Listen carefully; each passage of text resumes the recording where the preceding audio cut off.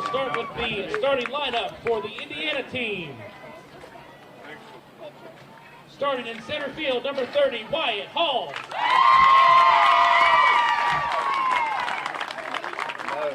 Playing shortstop, number 22, Drew Hasenauer. Number 34, plays first base, Braden Campbell.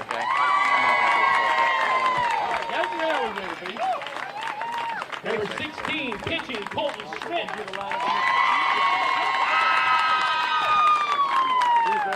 Right field, number 8, Colin Higginbotham. Left field, number 9, Jackson Burrow. Number 24 and catching, Cooper Wall. I have audio readings on my cam. Are you picking up my net? Or? Second baseman, number 2, Clayton Rise. Number 10, Peyton Johnson. Number 12, Knox Lamb. Number 5, Brogdon McClellan. And number 17, Hunter Davis.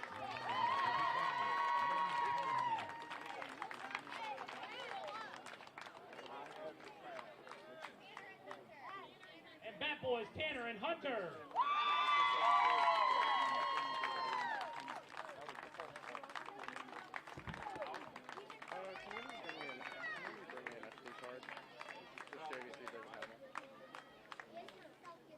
And now your starting lineup for Phenix City. Number 15, Asher Long. Number 2, Trey Clarity. Number 3, Hudson Campbell. Number 11, Cooper Favor. Number 44, Gray Garner. Number 9, Carson Carswell. Number 14, Sam Laney. Number 12, Colton Head. Number 6, Jackson Smith. Number 22, Tyler Clarity. Number 99, Gavin Clements. And number 24, Boston Brown.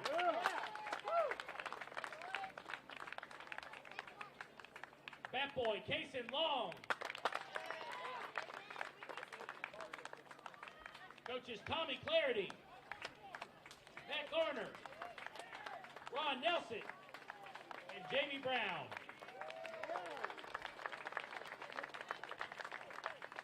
The Phenix City coach would send forth a player to read the sportsmanship oath.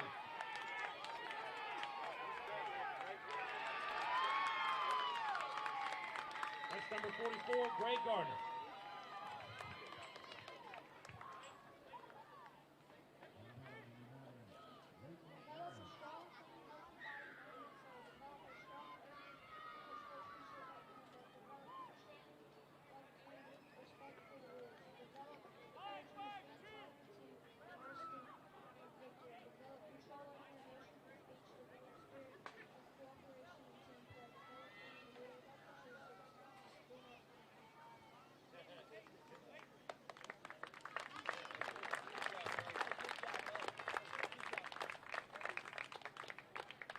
Umpires for today's game, Peyton Ziegler and James Bryan. And now, ladies and gentlemen, if you would please stand to remove your hats for the playing of the national anthem.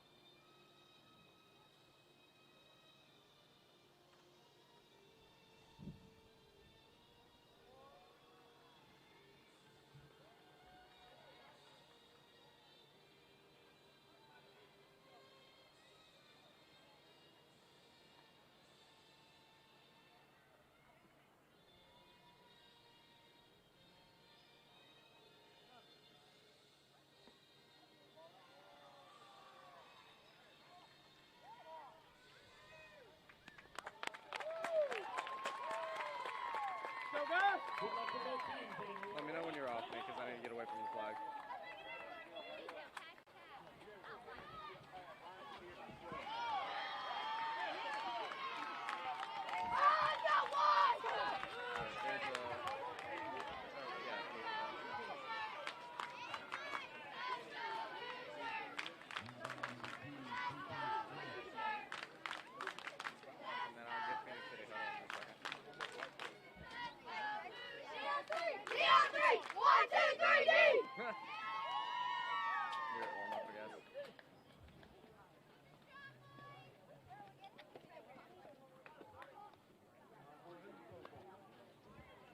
It's on full auto. Let's see.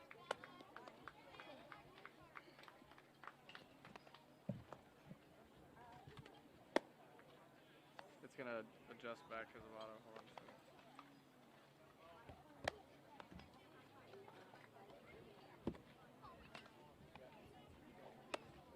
Quit wiggling my stand.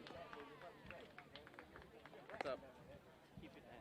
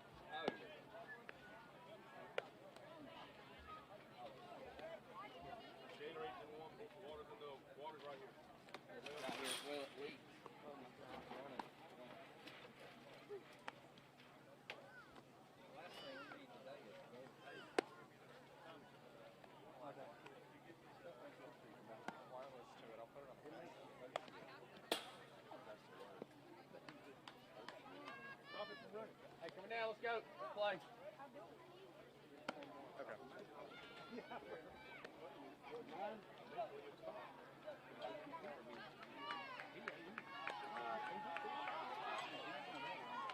All right, let's go, let's go.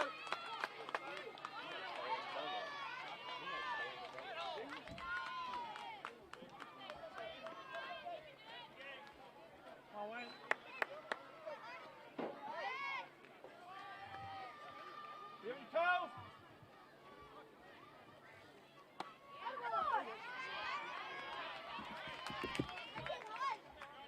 Come on, three. Pitch out, pitch down. Pitch down.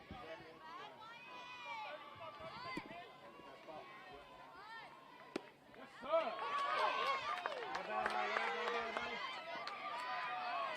Hey, make a play. Let's go, let's go. Hey, lead off, strike those gap, go wheels.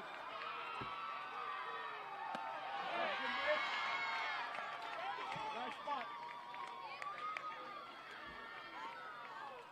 You ready, outfield? Sorry, I'm adjusting Hey, if again. he hits that grass a couple times, it's gonna die.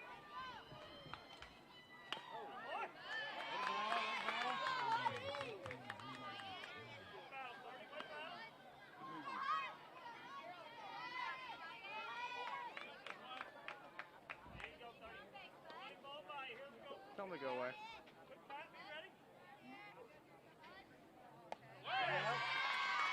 Tell him to go away. I'll kick him off the ladder. I will. Tell him to go away. I'll kick him off the ladder.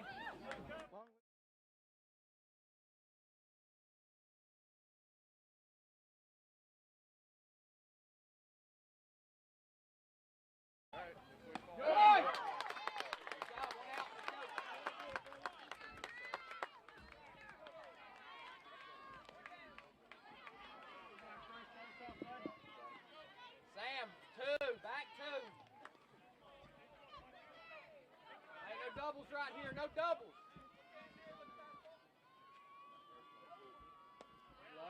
Asher.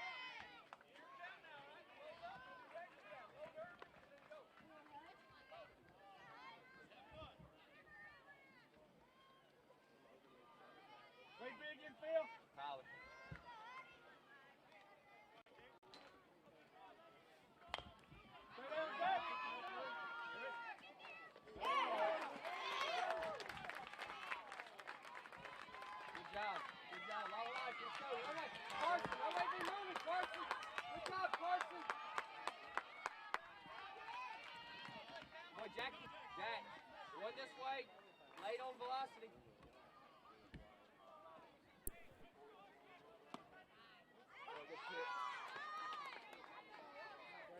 Hey, pump it in there. Let's go.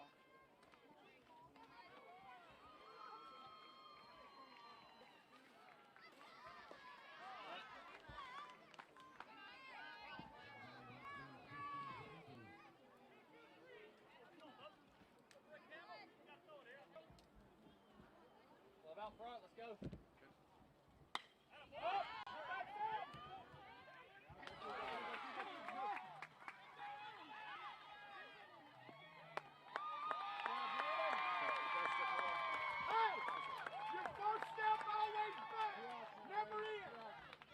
Okay.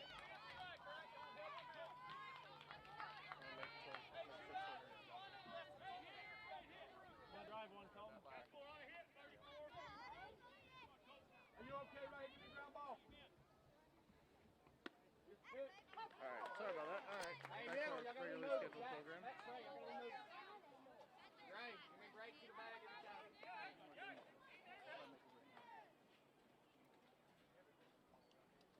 Good, good. Got a battle here now.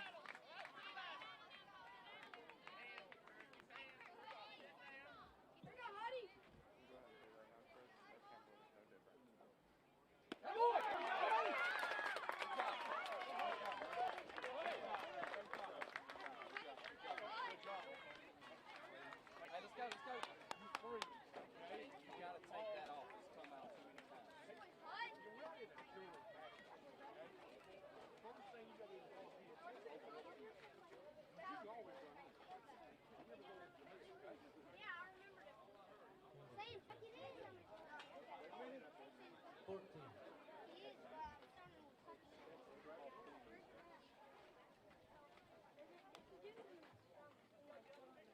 Nice job, bud. Hey, guys. How many pictures does that have? His daddy has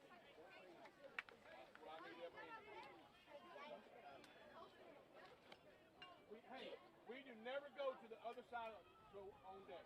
Stay on our side. That's their rule. Stay on our side right here. So you better have your heads up. Okay?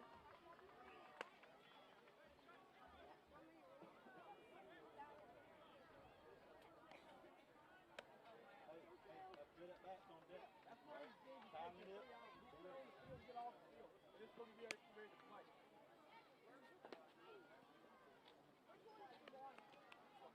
Wow.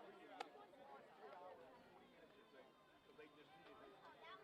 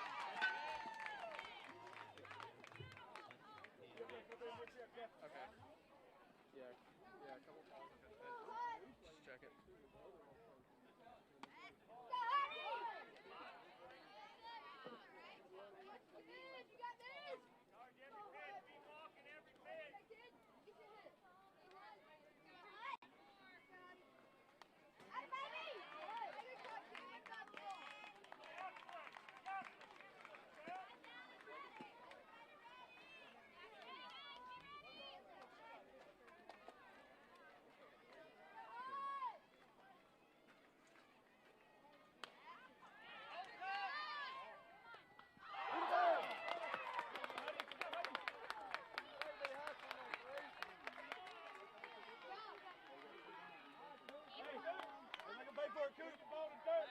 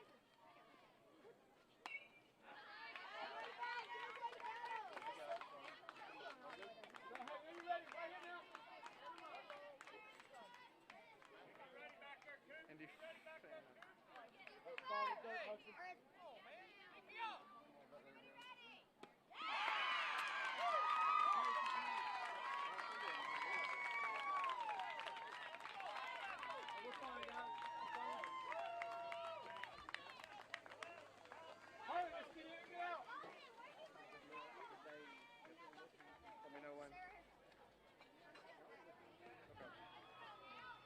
Okay, do you want me to play audio then and you kill it?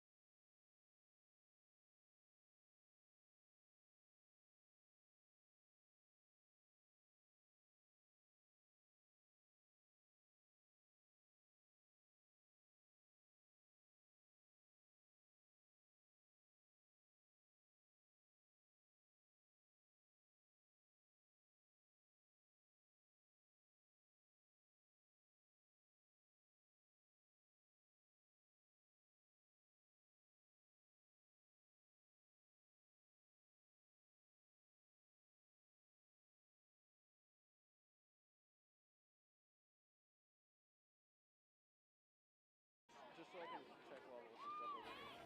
Testing, testing, 1, 2, 3.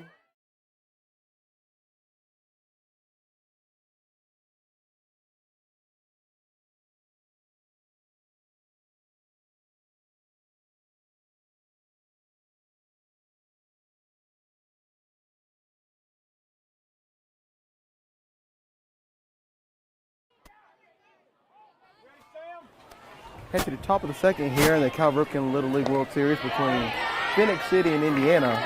The score is still tied 0-0. Hey, expect the ball every play. Sam. As the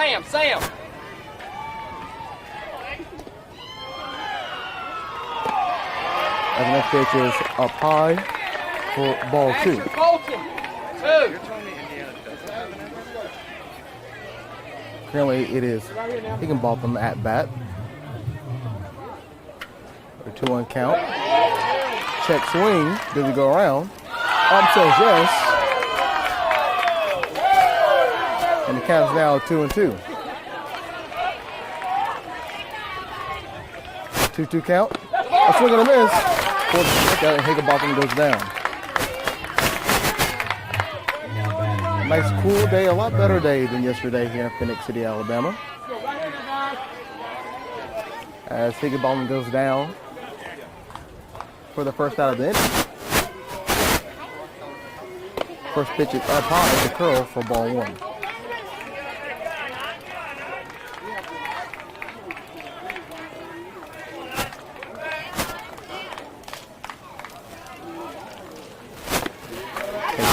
Somebody on the outside, pump strike zone for strike 1.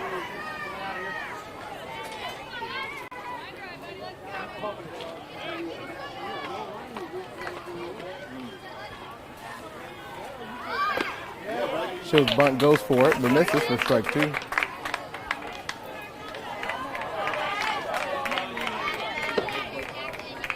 As Campbell's dealing on the mound here in the second inning, looking for a second strikeout. That ball's going to go foul. Current alignment for Phenix City. In left field is Long, center field Head, and right field Laney. At third base, Gardner. At short is Clarity the third. As there's a second strikeout of the inning for Campbell. Getting Curl on that swing and a miss. Continued defensive alignment for Phenix City. Smith at second base. And Clarity at first. Behind the plate will be Carswell, and Campbell is your pitcher. Up next is Wall for Indiana. That one's going to be down low on the outside for ball 1. 5-6. No Asher in. Asher in 1. Hey, right hope here. Trey. Got to get rid of it. Sam. Colton. Next pitch. Just misses the strike zone for ball 2. Hey, y'all communicate. Fly ball communication.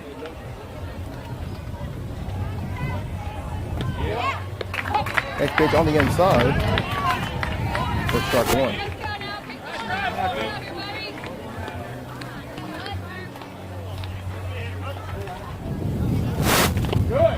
Boy. Battling back from a 2 count. He takes right from the outside. And he'll be looking to get his third strikeout of the inning. That was way up high. Great job by Carswell, snagging that one up the air. And the count becomes 4.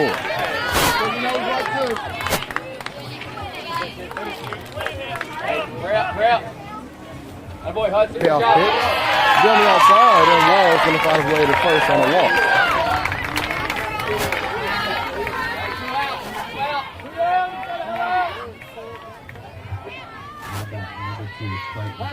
Trey, you and Jackson here on the steal. You got the bag on the Grimes steal. comes at the Jack, back for Indiana with a man on first. This side, Jack. First pitch is in there for a strike 1. Sam, you got to be moving this way. Stay back.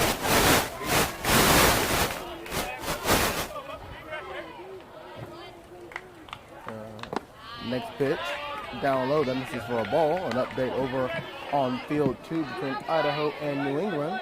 That game not being broadcasted, but we'll give you updates on games over on field 2 all throughout the day. Idaho leads New England 8-4. That game is in the bottom of the 6th. That next pitch is up high, and Wall will be on his way to second, standing up. So now runner in scoring position for Indiana.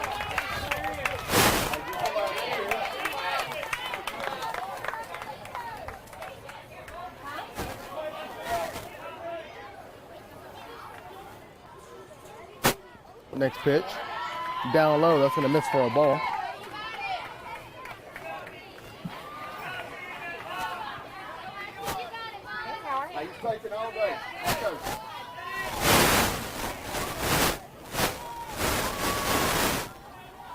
Next pitch by Campbell.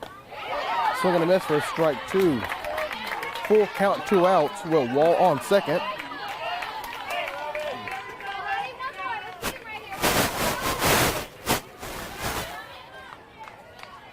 And here comes the payoff pitch. Looking for a third strikeout. And Campbell will get it up high for strike 3. As we're going to head to the bottom of the second inning.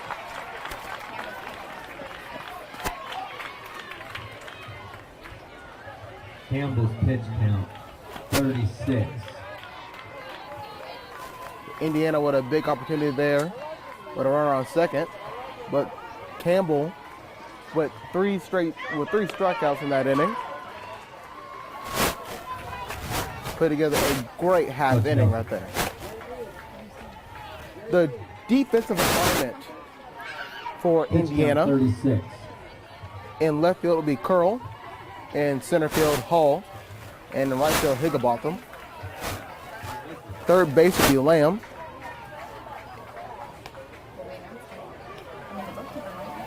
At shortstop will be Eisenhower. Second base will be Grimes. First will be Campbell. Behind the plate will be Wall. And pitching will be Schmidt. And that'll be your defensive alignment for Indiana.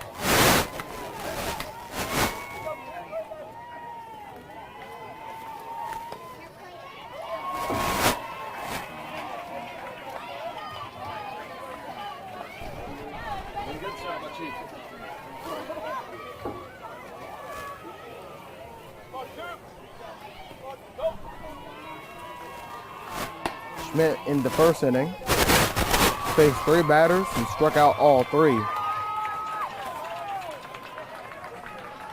Now batting number 44, Gray Garner.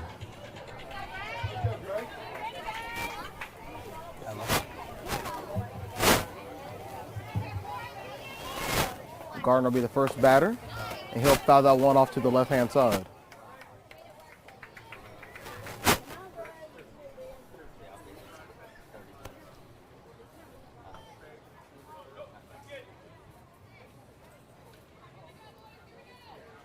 Next pitch, up high, swing and a miss for strike 2.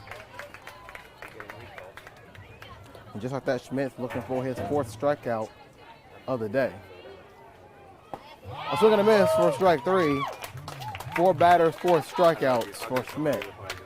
And Indiana's pitcher is on fire on the mound for today. Now batting number 9, Carson Carswell.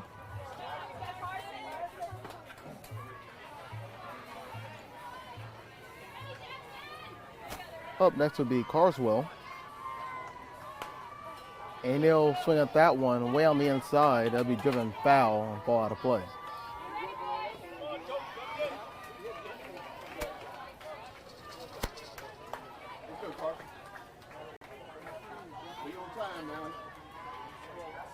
Next pitch is on the outside for ball 1.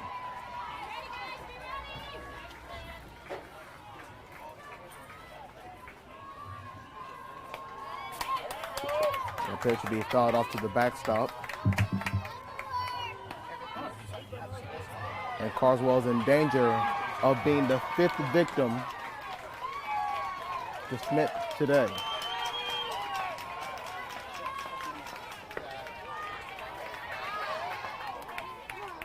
No one's going to miss for the count to move to 2-2.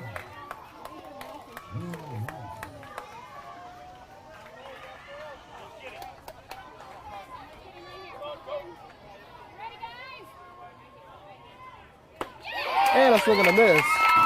And that is 5 straight strikeouts to open the game for Schmidt. And Phenix City already went 2 outs in the second inning.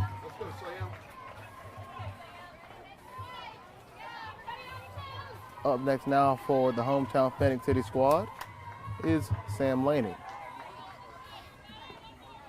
First pitch to Laney. He'll hit that one. It'll be popped up to second base and tries to catch that one for the 3rd out of the inning. So 5 straight strikeouts and a pop-up, and Indiana's defense is looking fantastic. We'll head to a quick commercial break, and when we come back, we'll have more Cal Ripken World Series baseball here on CTVBeam and YouTube Live.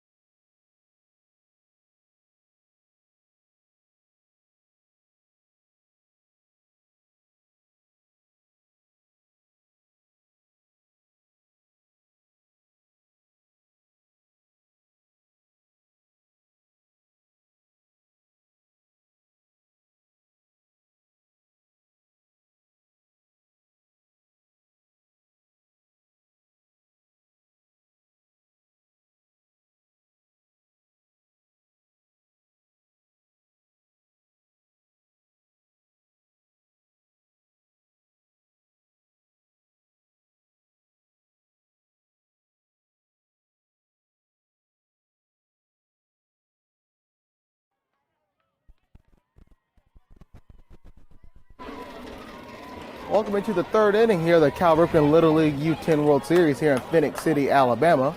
as Phenix City and Indiana continue to square off in this defensive battle. As Phenix City with no hits on the day, Indiana only with one. Indiana last time up had a man in scoring position on second base. However, Campbell with 3 strikeouts Now last batting, inning number 10, is going to look to continue Johnson. to keep that momentum going for his defense. Up to bat for Indiana is Johnson. First pitch to Johnson is up high for ball 1. Let's get on base here. Come on now.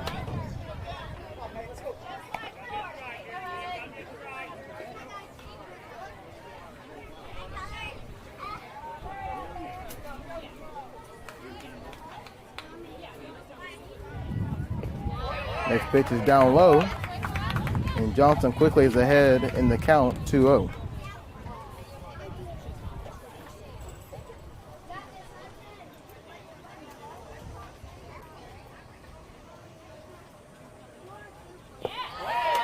Next pitch down low for ball 3, and Campbell quickly in danger of walking the leadoff batter here in the 3rd inning.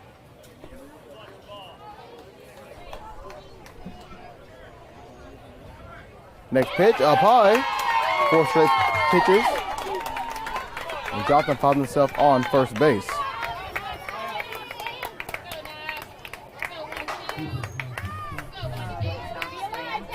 Now batting, Knox, Lamb. Lamb up at the bat for Indiana. First pitch on the outside, but catches the strike zone for strike 1. An update over on field 2. Idaho and New England squaring off in the bottom of the 6th inning, but Idaho found itself in trouble as New England has the bases loaded down 8-5 with no outs. Next pitch, a bunt over the third base side, throw over to first, and he'll get him for the first out of the inning. So great job by Gardner charging that one, throwing it over to Clarity at first. Johnson move over to second, Number 30, and with one out, Hall. we have Hall coming up with a runner in scoring position. Over on field 2, Idaho is making a pitching change. So at bases loaded, Idaho in trouble of losing that game against New England here early in the day of the Cal Ripken World Series. The first pitch will be a swing and a miss for strike 1 to Hall.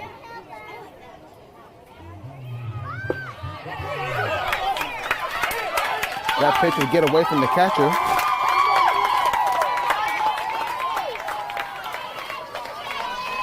And we'll move it over to third base.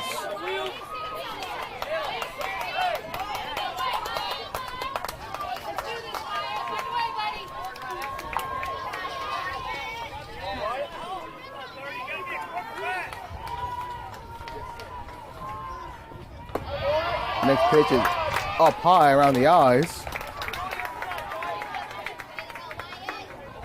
Count becomes 2-1, and with Johnson on third, Wall can bring in the first run of the game with a hit. That one's in the dirt, but thankfully for Phenix City, it bounces off to the left side, and that will keep Johnson at third base.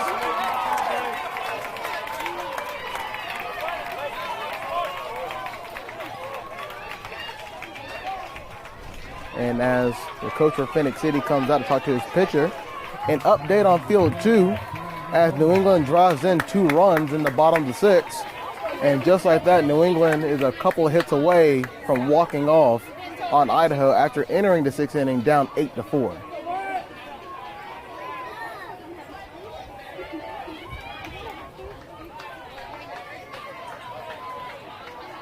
As this is to be a pitching change for Phenix City, as Campbell looks to move to center field.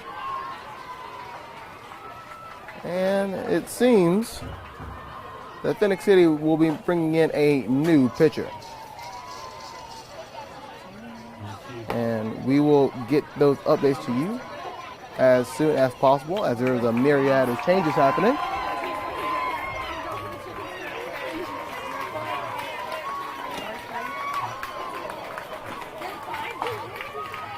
Number 3, Campbell, ended with 46 pitches.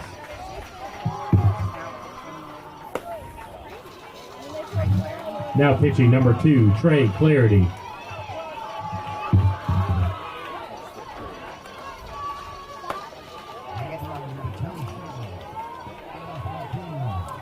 The final line for Hudson Campbell, 2 1/3 inning pitch. Only give out 1 hit, 2 walks, 5 strikeouts. Just making the change to get another arm out there and try to stifle this Indiana offensive spree, trying to get a run across. Number 14 entering the game is number 99.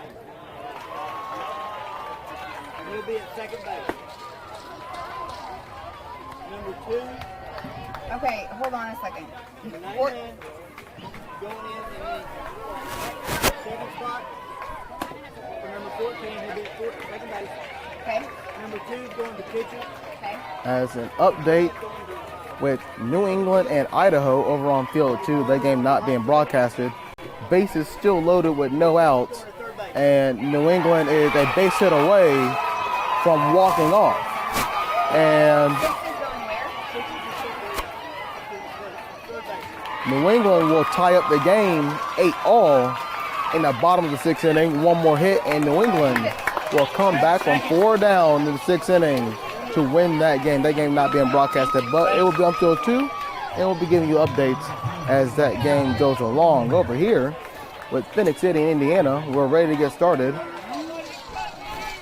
with a 3-1 count, 1 out, and Hall still at bat. Next pitch is in there for a strike. Hall thought he had it, but instead he'll face a full count.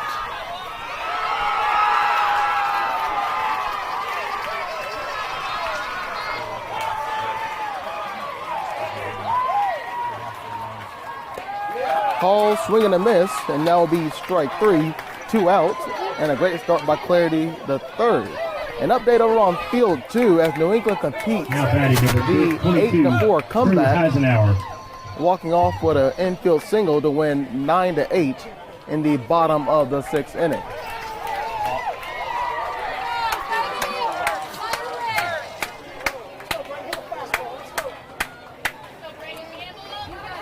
As Phenix City walks the next batter up in Eisenhower. Now the next batter comes up, and they'll see a called strike. A throw to second, caught by the pitcher. Pitcher cuts off the throw to second on the steal. Throw over to third, and Johnson is safe. So Indiana moves the man to second after the intentional walk.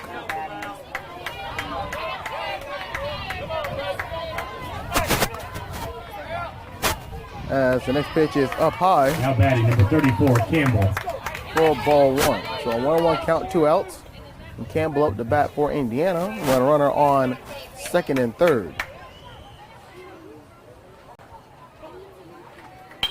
Clearly hit that one up the middle, but it'll be caught by the second baseman and Clement. Throw over to first. And Clarity comes up with that one at first base, and Phenix City gets out of the 3rd inning jam as we'll head to the bottom of the 3rd inning. We'll take a quick commercial break and we'll come back.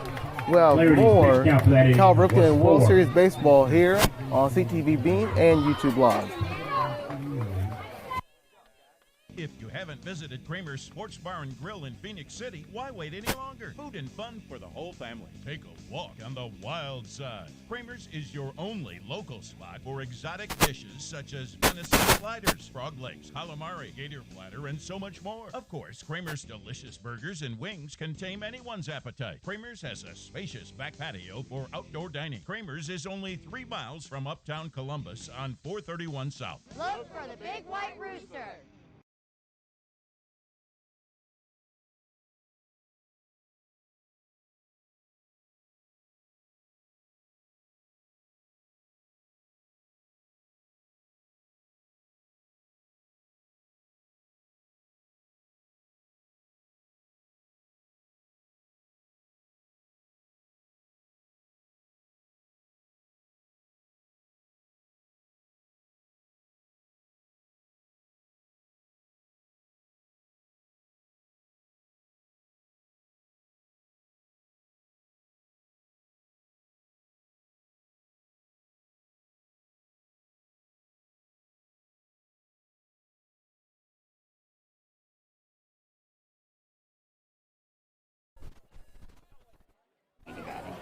Welcome back to the Cal Ripken Little League World Series here in Now Phenix City. batting, number 12, Colton Head.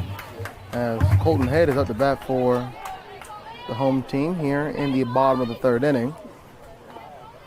And first pitch hits for strike one. That pitch misses on the outside for ball one.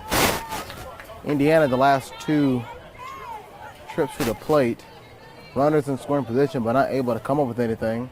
Phenix City still looking for their first hit of the day. As swing and a miss, move the count to 1-2.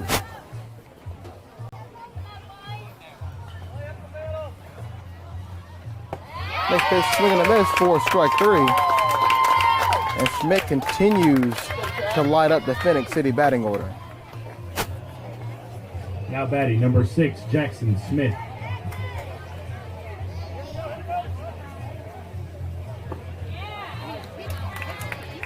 First pitch, swing and miss for strike one.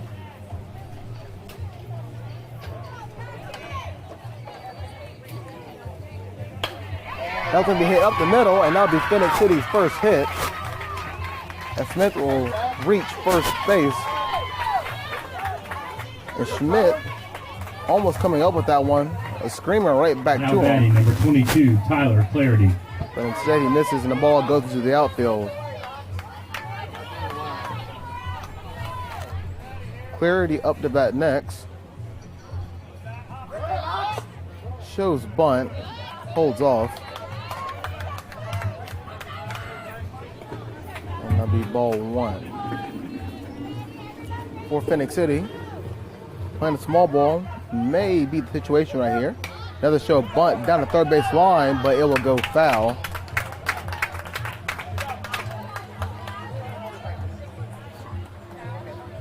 I do it too. Sometimes I get focused. Hey, Clark, get over and say it now.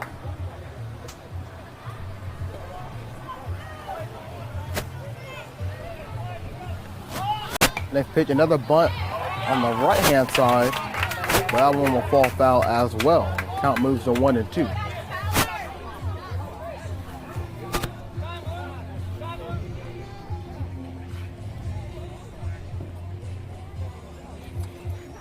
As the manager for Indiana is coming out, and Field will come in to discuss their current situation.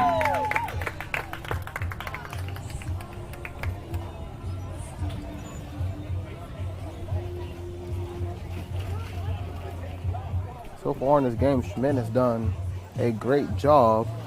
He's currently through 2 1/3 inning pitch, only giving up the one hit that just happened just moments ago, but with 6 strikeouts.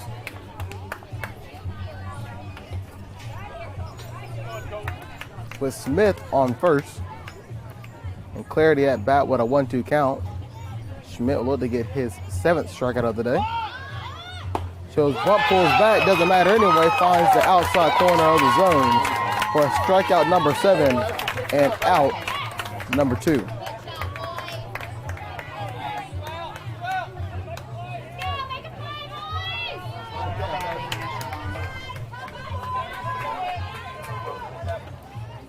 First pitch, that'll be hitting the center field.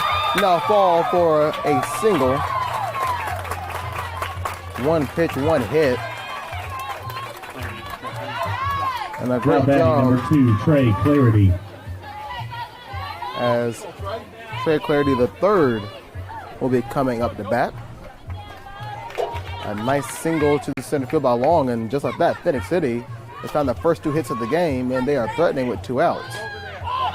Clarity tries to put down a bunt. That one pops up, and Wall almost came up with a great defensive play behind the plate. Beat that third out of the inning. However, the ball will fall foul.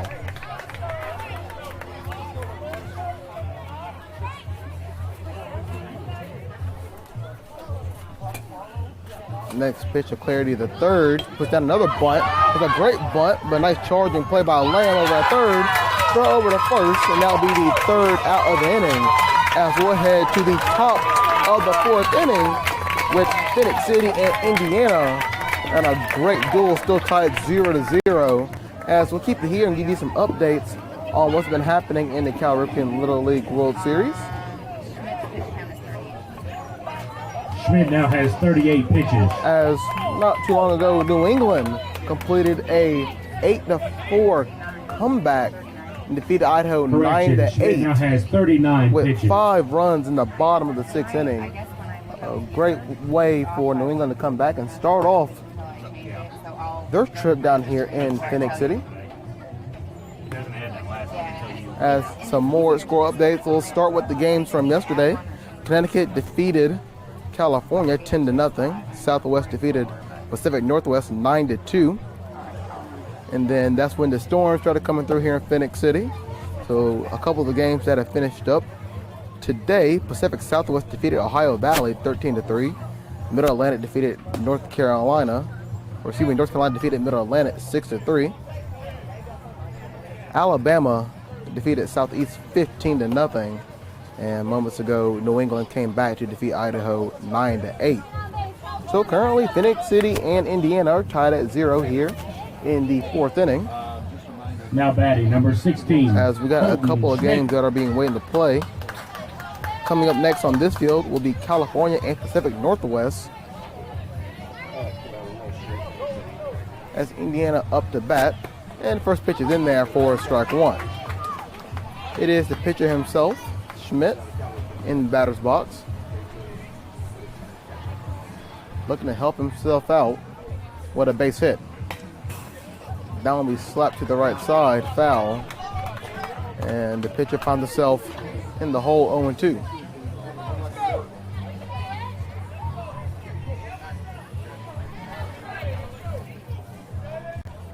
Next pitch by Clarity to third. He hit foul over to the right side.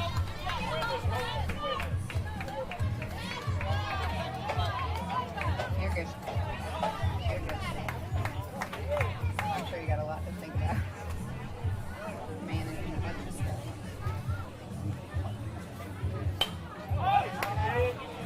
And the next pitch will be fouled off to the right side, but a great play by Clarity, coming up with a diving catch in foul play to get that first out of the inning.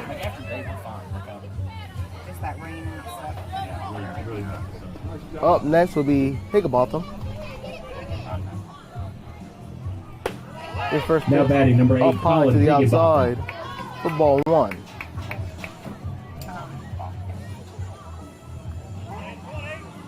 Higginbotham struck out in the 2nd inning.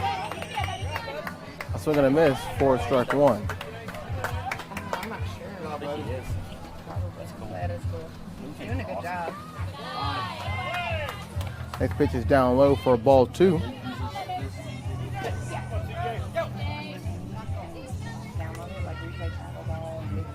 Higginbotham shows bunt, pulls back, doesn't matter. Next pitch is in there for strike 2. Up next after Higginbotham will be Curl. Curl also struck out in the 2nd inning. Next pitch is down low on the outside for a ball. Full count for Higginbotham. Clarity to third with the payoff pitch. That one's in there for strike 3. Nice little breaking ball by Clarity to third. And Indiana is already down 2 outs here in the top of the 4th inning. Now batting, number 9, Jackson Curl. Up next is Curl, who struck out in the 2nd inning. The left fielder shows bunt, pulls back, doesn't matter, strike 1. Gardner already ready over at third base, charging to make the play over at first. Next pitch in there for strike 2. And Curl quickly down 0-2. Next pitch will be fouled off to the backstop. Curl staying alive.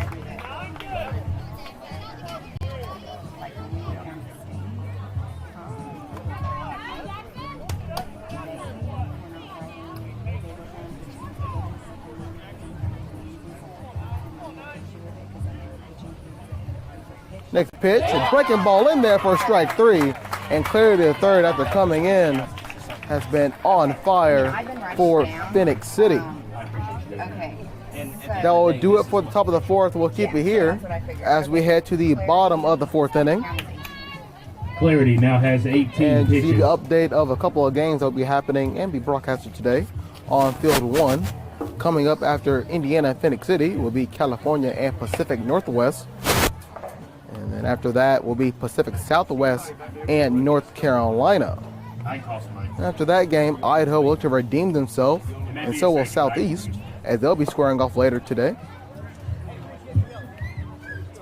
And that'll be the list of games that'll be going on and be broadcasted here on CTVBeam and YouTube Live. Can you just set the stand up on that thing? I'll hang the mic. I'll be right back. Okay. 18 or 19. He has 18. As we head to the bottom of the fourth inning, Okay, I got McClellan and Phenix City, who found their bats and play left field. Okay, what's in the last inning, will look to continue to get it going this inning. In the last inning, Head struck out to lead off for Phenix City, what was the but position? Smith Left field. They're just with a single, Okay. okay, thank you. Clarity Thank struck you. out looking, and then another single by Long before Clarity grounded out, a 5-3 ground out. Campbell.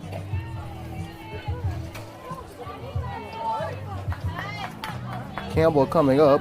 He did start out as the pitcher, but now has moved to center field.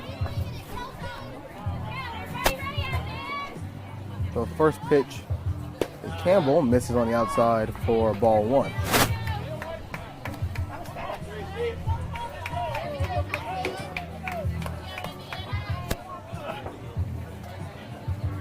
Next pitch, a down low for ball two.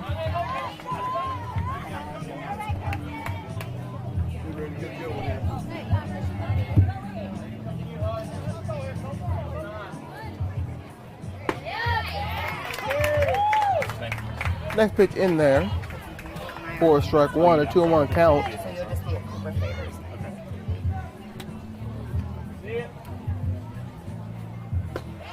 Swing and a miss for Campbell, and as quick as he got up 2-0, it's tied up at 2-2. Go that off-road. Let's go.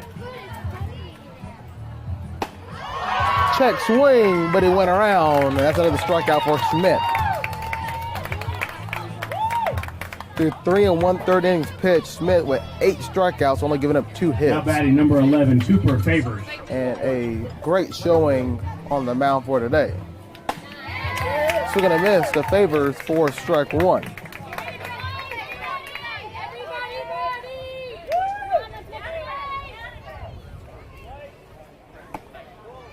Next pitch misses for ball one. Favors struck out in the first inning. Watches that one go by for ball two.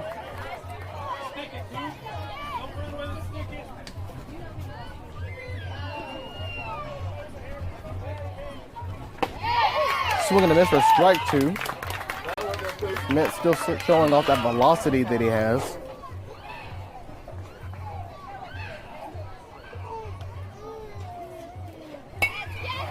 Favors staying alive by fouling off that one.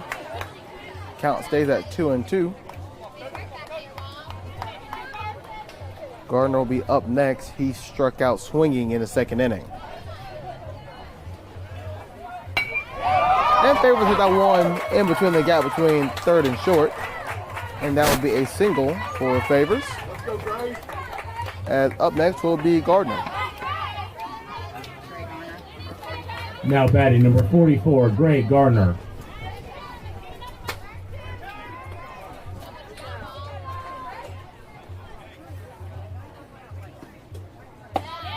First pitch of the swing and a miss for strike one to Gardner.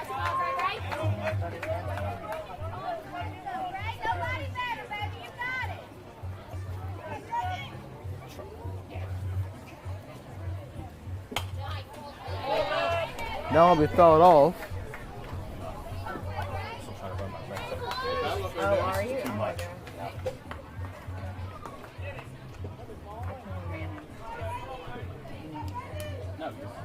As here comes the next pitch. That one's going to miss the catcher. And Favors will find himself on second base after the wild pitch.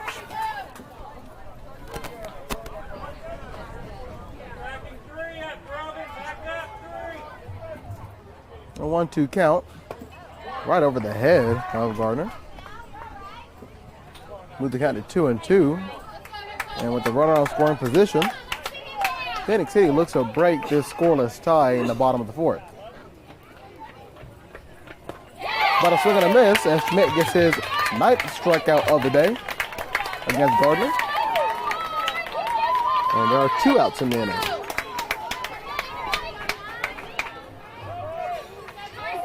Up next would be Carson Carswell, the catcher. He struck out in the 2nd inning. That's first pitch by Schmidt. Carswell will foul the one off to the right side. Foul.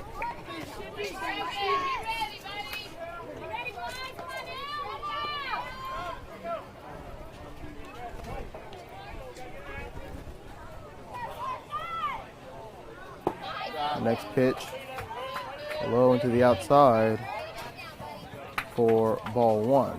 1-1 count with 2 outs.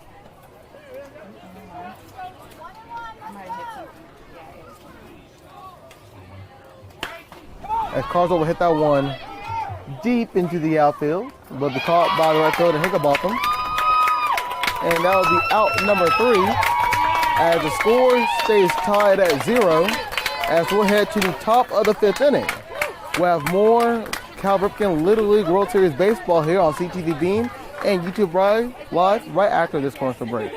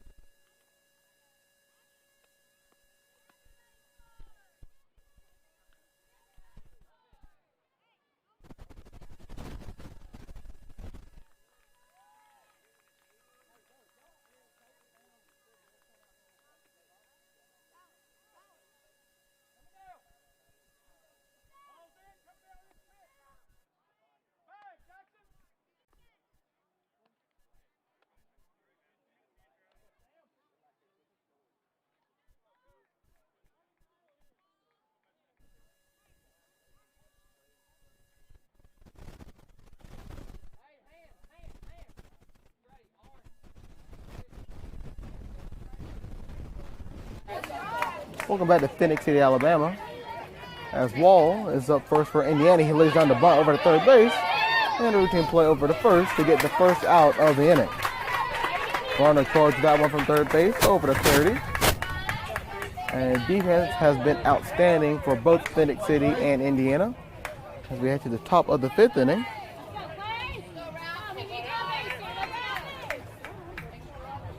The first pitch will miss to the outside. And Grease already up 1-0 in the count. Next pitch, Grease will hit that one into right field, and that will find the grass as Head will fill that one and throw it back in. And Grease is on first with a single.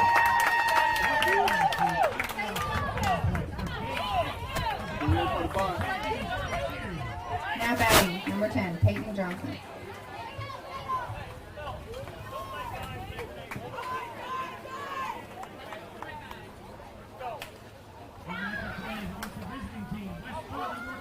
Pitch to Johnson.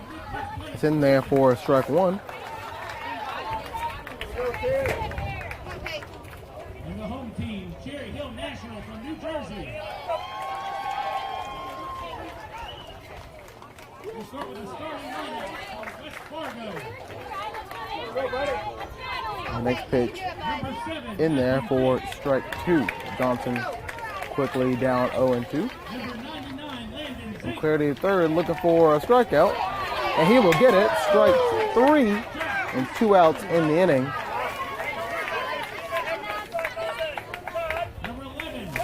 As Indiana just looks to get the runners moving. Lamb up the bat, and he'll foul the one off to the right side.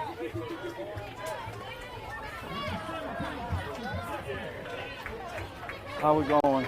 Doing all right?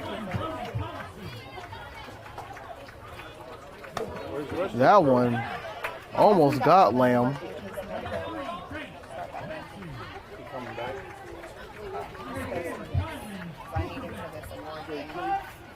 As it counts now 1-1. Lamb will get a piece of that one. And the ground is, and it counts now 1-2.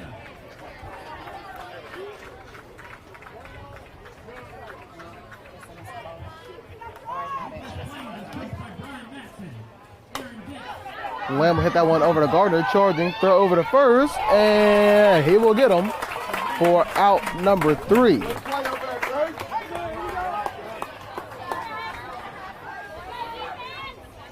That'll do it for the top of the 5th inning here. As we'll head to a quick commercial break, and we'll come back, we'll have more caliber on World Series Baseball here on CTVBeam and YouTube Live.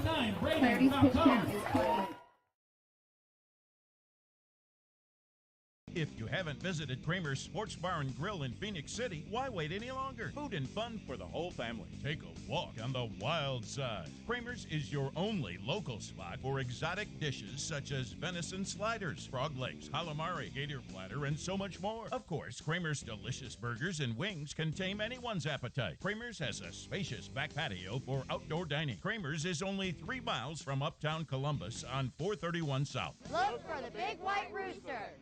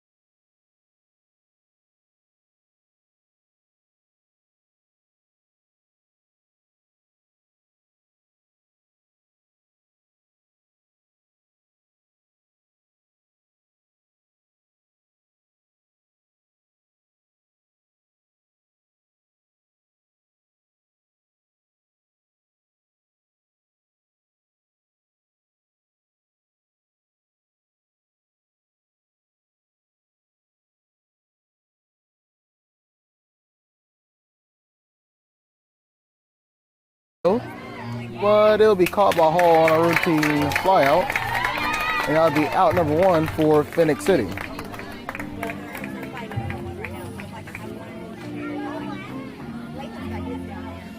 As up next will be Hurd.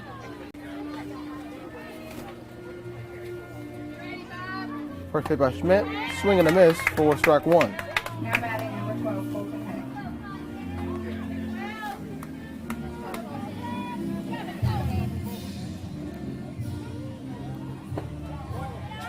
Next pitch down low will miss for ball 1.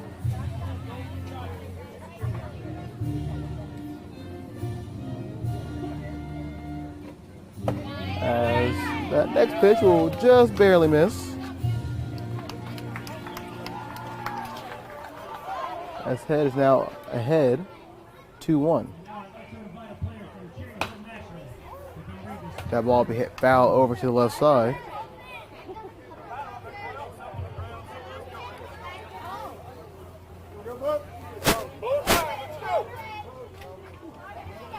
Head struck out swinging in the 3rd inning. And with a 2-2 count,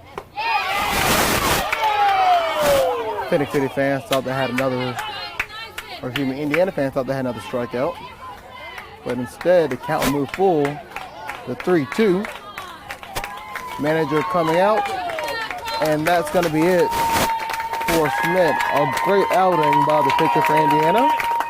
And a stand-up applause from the Indiana fans who traveled a long distance to watch this game and the World Series. They cheer on their home team of Indiana. The final pitching line for Colton Schmidt. 4 1/3 innings pitched. He struck out 9 batters, only giving up 3 hits with no earned runs. Schmidt ended with 65 pitches. Schmidt ended up tossing right around 65 pitches for Indiana in a great showing.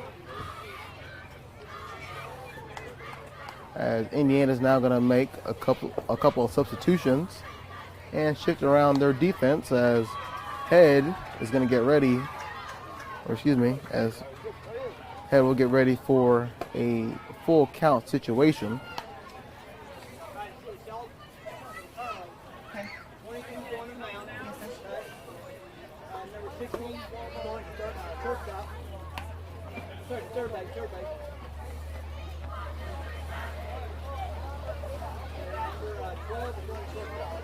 Got it. No change in the lineup. No change in that.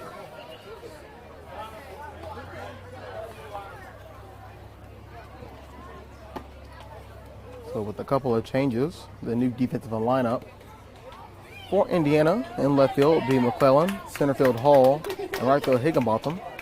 Schmidt, the pitcher, will move to third base. Lamb slide into shortstop. Grease playing second base. Campbell at first. Wall still behind the plate. And the first pitch by the new pitcher in Eisenhower will get Head swing and a miss for strike 3. And there are now 2 outs in the inning.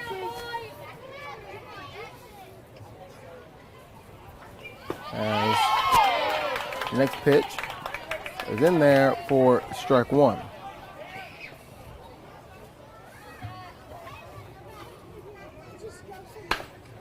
Smith will hit that one over to short to Lamb. Lamb throws over to first. And that'll be the 3rd out of the inning as we head to the 6th and final inning. But the score is still tied at 0-0. Something's got to give here between Phenix City and Indiana. We'll take a quick commercial break, and when we come back, we'll have more Cal Ripken World Series U10 baseball here on CTVBeam and YouTube Live. Number 22.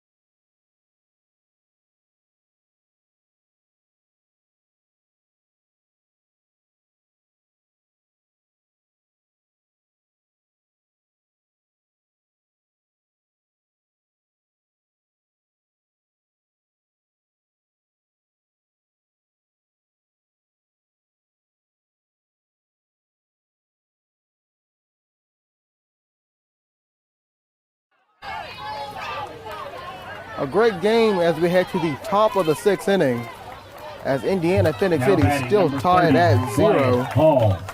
As Indiana is back to the top of their lineup, and the center fielder and Wyatt Hall is up to bat. Hall 0-2 on the day with 2 strikeouts swinging, and first pitch is on the outside for ball 1.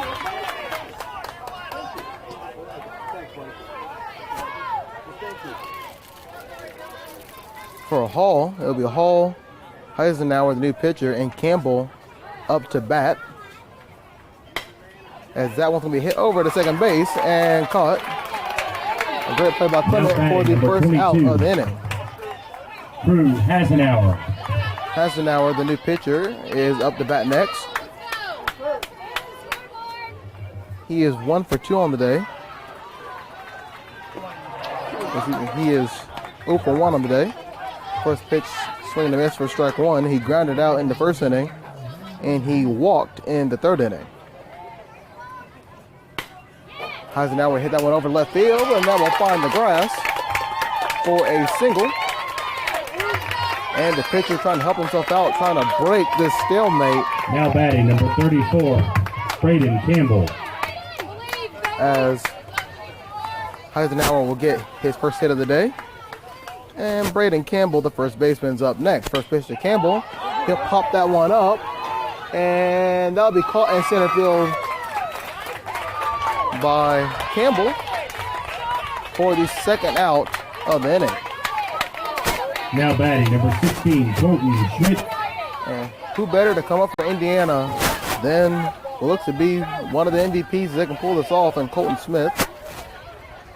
First pitch on the outside for ball one. Smith 0 for 2 on the day, struck out looking in the first and popped up in foul territory in the fourth.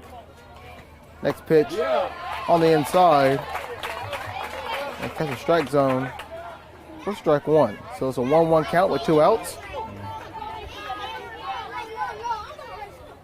Next pitch, he'll hit that one over to second base, toss, and shortstop will cover second base for the third out of the inning. We're going to head to the bottom of the 6th inning where Phenix City, Indiana are still tied at 0. We'll keep it here to give you some updates on what's happening around in the tournament. Clarity now has 36 pitches. Currently over on field 2, New Jersey and Midwest Plains have kicked off. The game not being broadcasted. We'll give you updates as time goes on. It is the top of the first inning, and Midwest Plains is already in scoring position as they have a runner on second. What was that? And New Jersey just trying to make sure that But then what about they stay nice and cool and not give up a run here early in the first. So Midwest Plains and New Jersey squares off on field 2. Phenix City, Indiana are going to the bottom of the 6th. Coming up next here on field 1, a game that will be broadcasted, will be California and Pacific Northwest. That game will be about approximately 30 minutes after this one. So get your timer set. I will.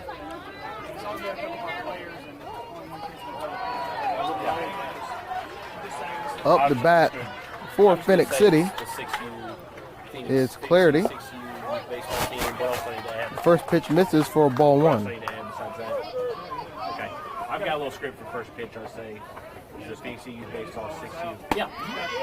That pitch is in there for strike 1. Hey, Coach, y'all be close to like Clarity currently is 0 for 1 on the day. He's only at bat. He struck out looking.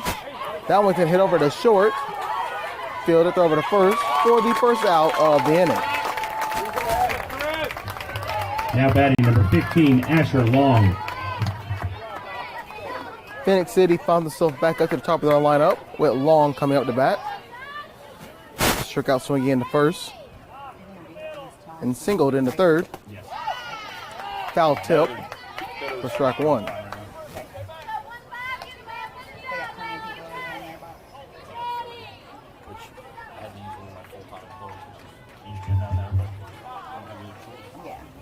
The hometown Phenix City team looking to walk off here in the bottom of the 6th inning.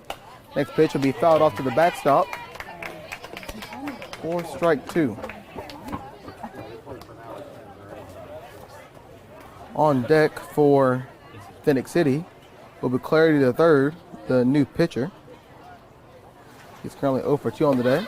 Next pitch misses on the outside for ball 2.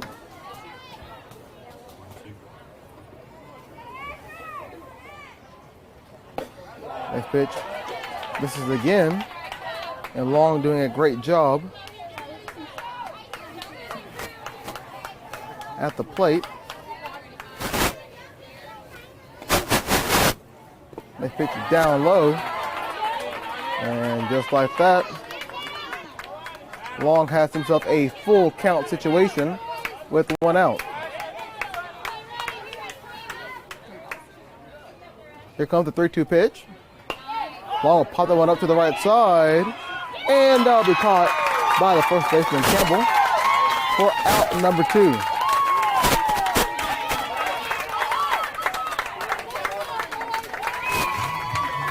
And here comes Clarity the third, the pitcher who has kept Phenix City in this game after relieving the starting pitcher. Looks to get on base. He's going to throw it off to the right side, out of play. Yeah.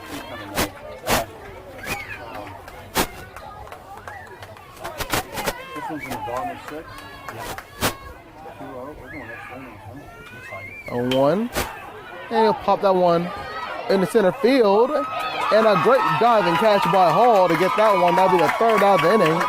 As we got some extra inning baseball happening between Phenix City and Indiana. We're going to head to the top of the 7th inning. Score still tied at 0. We'll take a quick commercial break, and we come back. We'll have more Little League World Series baseball here on CTVBeam and YouTube Live.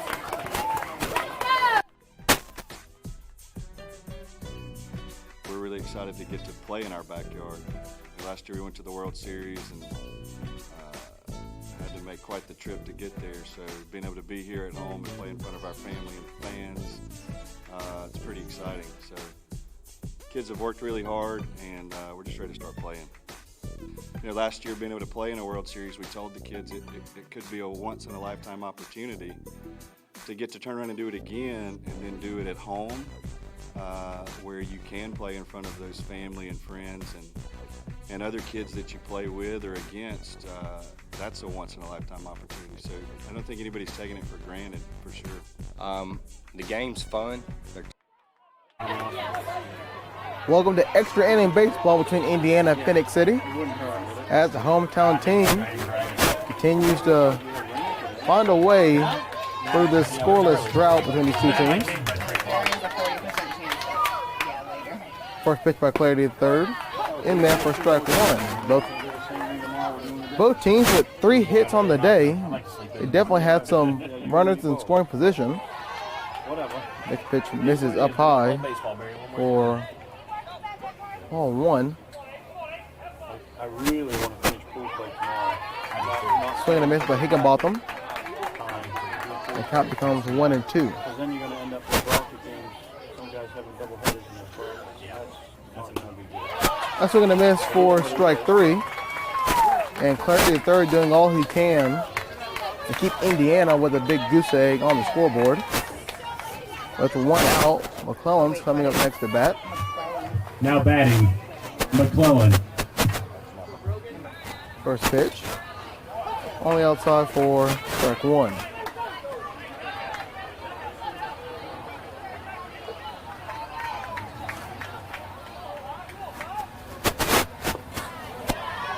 Next pitch is in the dirt.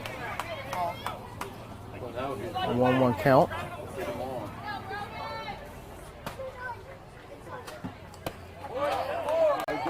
Next one misses for ball 2.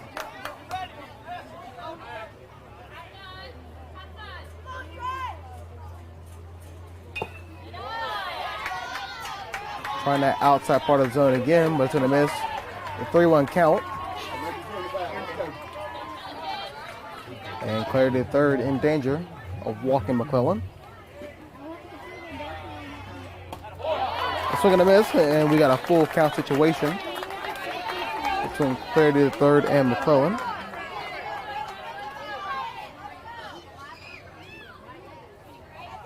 As that was going to miss for a ball 4, and McClellan will take his base. McClellan, who struck out both in the second and 4th inning, finally finds his way on base here in the 7th. And the catcher Cooper Wall's up. He's 0 for 1 on the day, walking in the 2nd and grounding out in the 5th. As the Indiana manager is going to come out and talk to the ump at home plate. We'll give you an update on what's happening between Midwest Plains and New Jersey. They've just ended the bottom of the 1st inning. Both teams still tied at 0. And no hits giving up, so a clean slate for both defenses so far. As Indiana is going to bring in a pinch runner and making a change.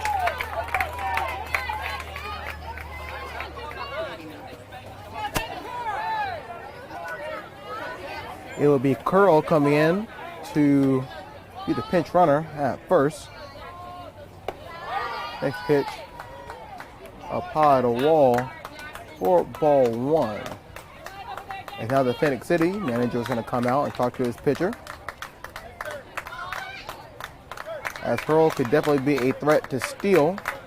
And Phenix City, you definitely don't want to see a man on second base. With only one out.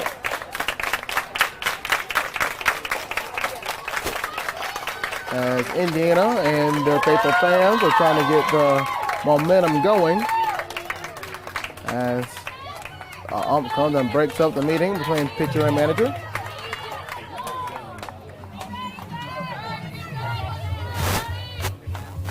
As here comes the next pitch. I'll be fouled off to the left side. And a great heads up play by Grease on deck to get out of the way of that one. As he'll be the next batter up. And it could be the batter to break it all open for Indiana. As Wall father one off the left side again. And just like that, Clarity the third is back ahead with the 1-2 count.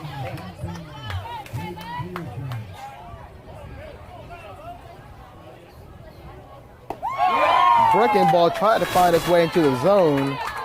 And Phenix City faithful thought they had it. Instead, the count moved to 2-2. And let's see if Hurl's going to be running on this pitch. He won't. And Wall will watch that one go past for strike number 3. And there's now 2 outs in the inning. And Phenix City is close to getting out of this, what could be a dangerous situation here in the top of the 7th inning. First pitch gets past the catcher. Crossroad will throw it back to the pitcher. One ball is trying to get Curl at second, so Curl is now in scoring position. And if he got the wheels on him with a hit into the outfield by Grease, definitely bring a run home. Grease will hit that one back to the pitcher. Throw over to first to Clarity. And that'll be the 3rd out of the inning. As we head to the bottom of the 7th inning, Phenix City will try to win this game on a walk-off as Indiana will take the field. As we'll head to a quick commercial break. When we come back, we'll have more Cal Ripken World Series Baseball here on CTVBeam and YouTube Live. If you haven't visited Kramer's Sports Bar and Grill in Phenix City, why wait any longer? Food and fun for the whole family. Take a walk on the wild side. Kramer's is your only local spot for exotic dishes such as venison sliders, frog legs, calamari, gator platter, and so much more. Of course, Kramer's delicious burgers and wings can tame anyone's appetite. Kramer's has a spacious back patio for outdoor dining. Kramer's is only 3 miles from uptown Columbus on 431 South. Look for the big white rooster.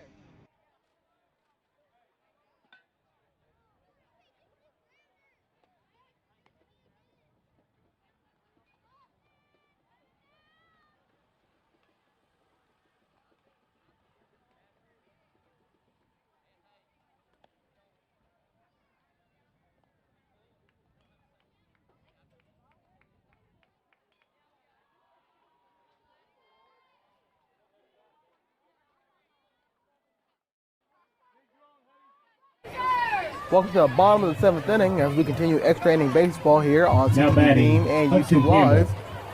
As it is Hudson Campbell, pitcher turned center fielder, up to bat. He watches the first one down low for ball 1. Campbell on the day. Reaching on an error in the 1st inning and striking out swinging in the 4th inning. As he'll foul tip that one for strike 1.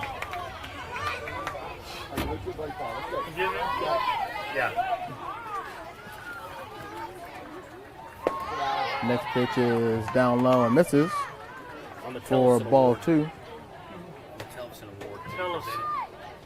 At the end of each game, we do this Tellison award. Next one on the outside, catches strike zone for strike 2. Barry, Mike, or whoever. Yeah, he just told me about it. Okay, come back. I'm going to go relieve Brad a little bit. 2-2 count, that one's way up high. And Heisenhower knew the moment left his hand that that one was going to be a ball. Full count to Campbell. Look for the strikeout. Won't get it right there. It'll be fouled off to the backstop. Okay. It's on that script.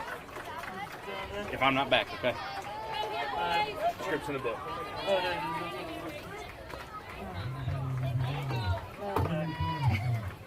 Next pitch to Campbell, swing and a miss for a strikeout, and that'll be the first out of the inning.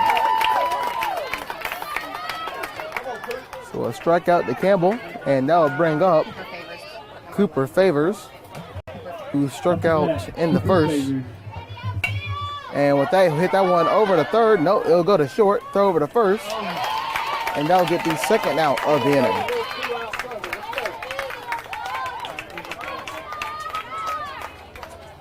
Gray Garner, 44. Up to bat, number 44, Gray Garner. So now Garner will come up. He's over 2 on the day. Both strikeout swinging. And the second and fourth inning, he'll watch that one go by for ball 1.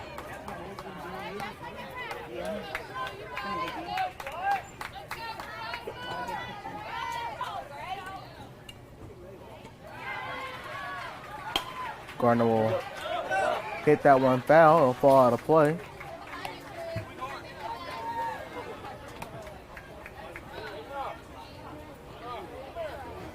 One count with 2 outs. Next pitch, Gardner will hit that one out of foul play again. Almost in the same spot.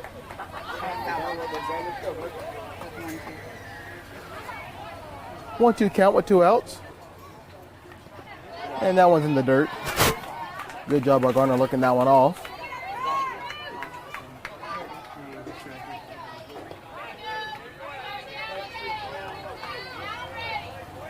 With a 2-2 count, Gardner hit that one over to third. Great job by the third baseman scooping that one up, throw over to first.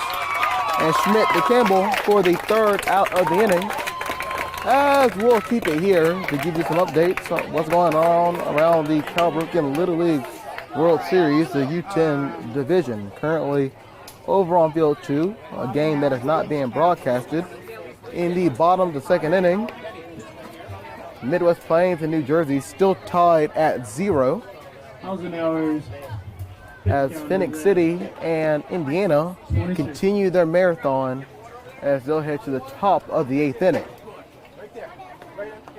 Coming up after this game on this field, a game that will be broadcasted, will be California and Pacific Northwest. California dropping their game yesterday while Pacific Northwest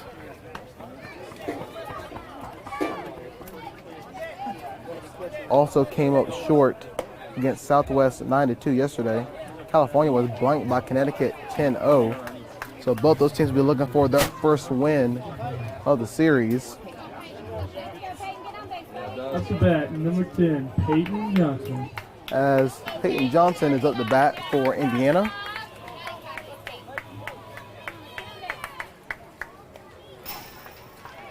As here comes the first pitch, that misses for ball 1.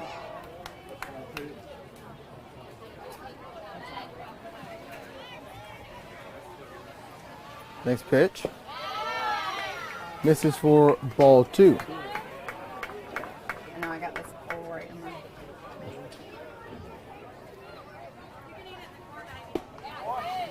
There's strike 1 for Clarity to third. As he's 0 for 1 on the day. And looks like to be 0-2 on that routine play over to first. Nice scoop up by Clarity at first to get the first out of the inning. And that'll bring up Lamb. Third baseman turns shortstop in this game.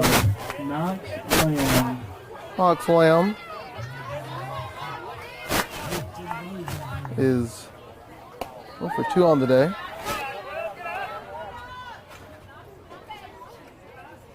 Last time up he grounded out in the 5th inning. And the next pitch is in there for a strike 1. It's a 1-1 count with 1 out.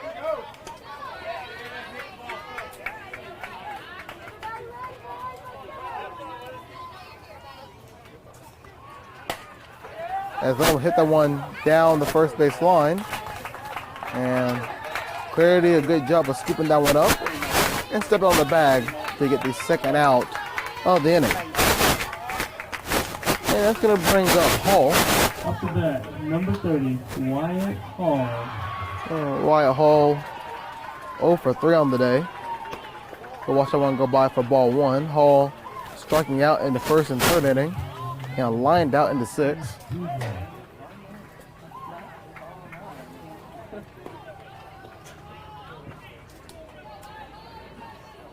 Next pitch by Clarity the third. Breaking ball finds its way in there for strike one.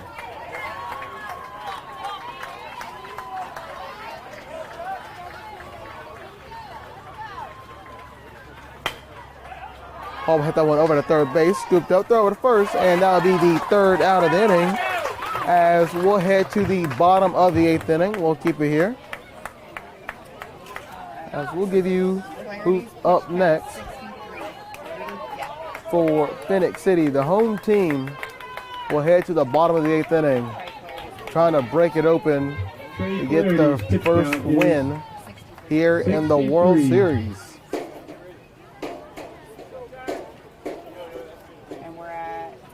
Coming up next for Phenix City will be the catcher Carson Carswell. It'll be Carswell, Clement, and Head.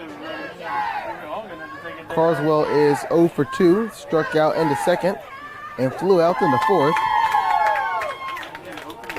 While Clement came in the third inning and he flew out in the fifth inning to center field. And Head came in the third inning as well, playing right field.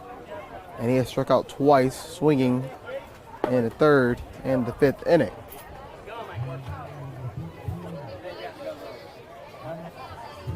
For the away pitcher in Heisenhower,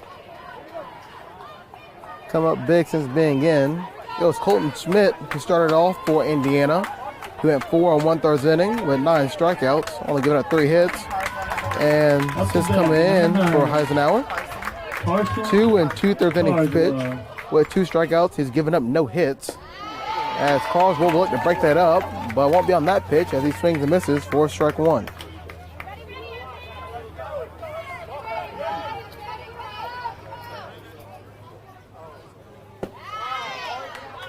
Carswell will watch that one go by.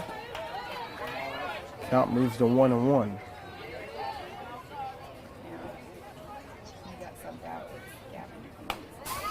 Carswell will foul that one off to the backstop.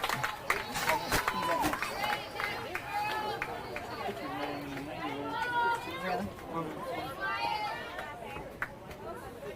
1-2 count to Carswell.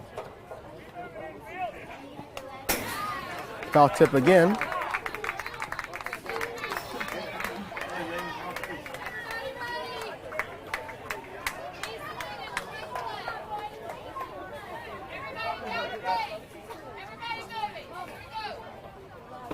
A swing and a miss, and that'll be a strikeout to Carswell for the first out of the inning. Up to bat, number 9, Gavin Clement. Gavin Clement comes up. Looking to get on base for Phenix City. Swing and a miss for strike one.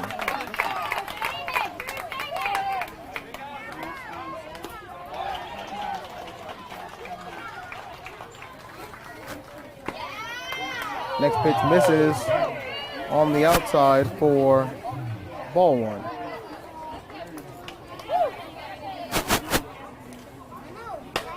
Clement will hit that one into left field, but that'll be loosely caught by Curl over on left. For the second out of the inning, a hard hit ball by Clement. And for a moment, the sound definitely quieted the field. As it looked, Matt, it could carry the distance, however. Dies in the air. And a great job by Krill to come up with that. After that, number 24, Boston Brown. Pinch hitting will be Boston Brown. Brown will see his first bit of action today. Ball inside, steps off the plate for ball one.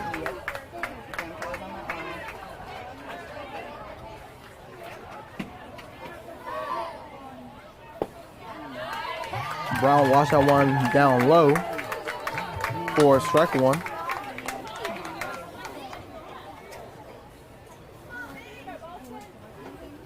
Next pitch. Fouled that one. And the count quickly moves to 1-2.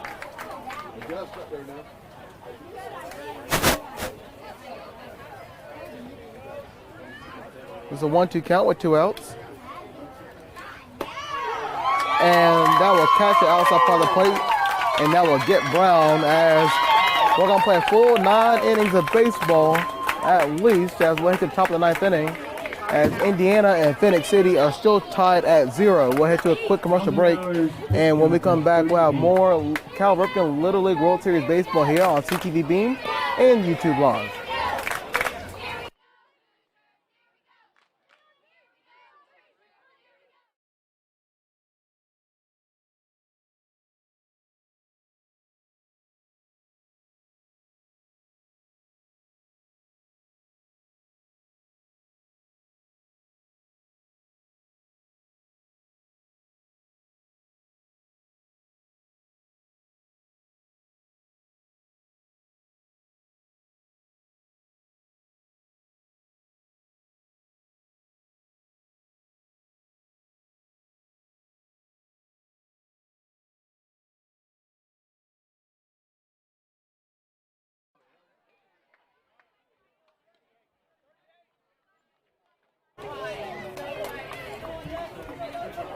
Welcome back to the Little League World Series Baseball U10 Cal Ripken as we reach the top of the 9th inning. Number 22, Eisenhower. As the pitcher Eisenhower is up to bat. He'll watch that one go by for ball 1.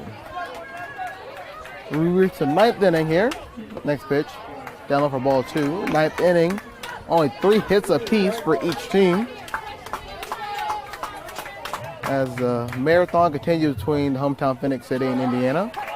That next pitch in there for strike 1.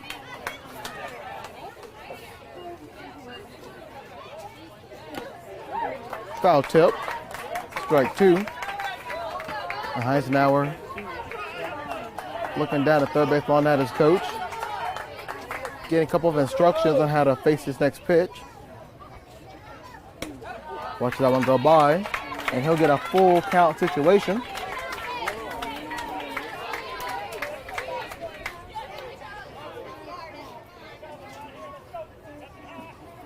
Next pitch comes in, almost catches a piece of him, but instead he'll take his base. Eisenhower is now on first.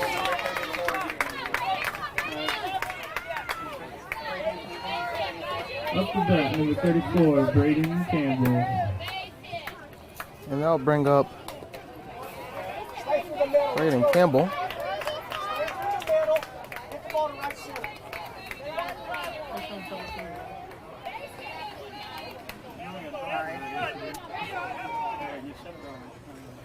On 1 count.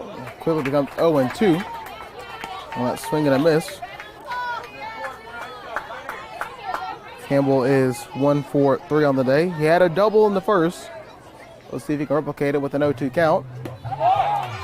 Lays off the wasted pitch on the outside.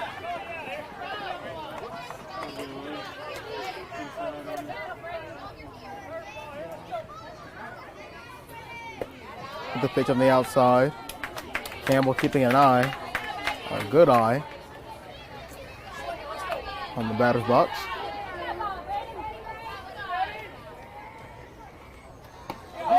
Check swing, doesn't matter. It's strike 3, and that'll be the first out of the inning.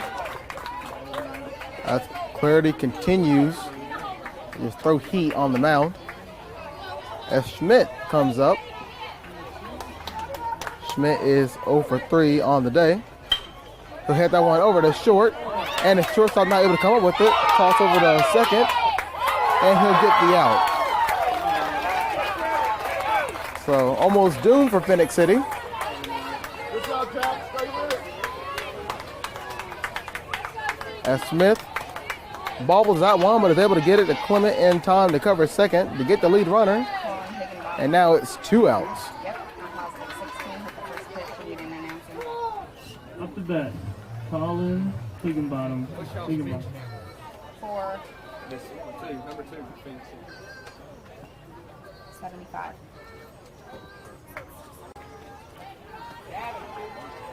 As it looks to be a pitching change, as the coach looking to save the arm of his pitcher, who's done a fantastic job. All pitchers today have done a fantastic job.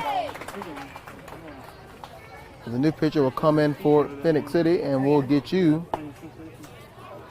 the final line for Clarity the third. Clarity the third with a 6 1/3 innings pitch, only giving up 2 hits, 3 walks, and 7 strikeouts, and no earned runs. So going the distance of a regular game and some change.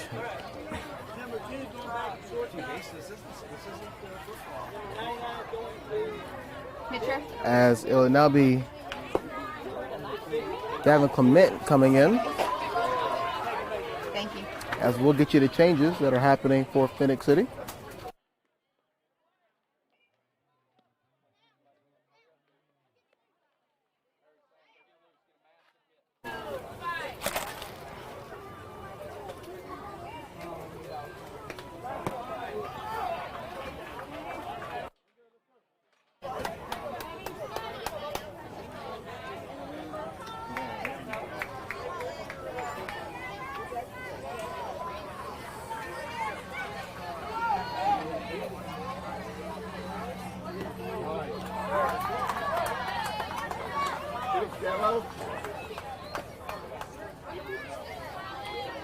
First pitch in there for a strike to Higginbotham.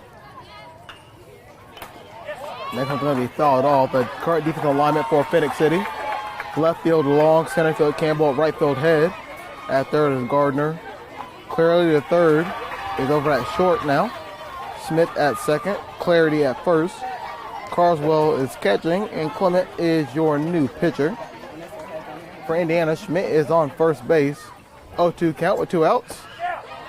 Lays off that chaser. And the count is now 1-2.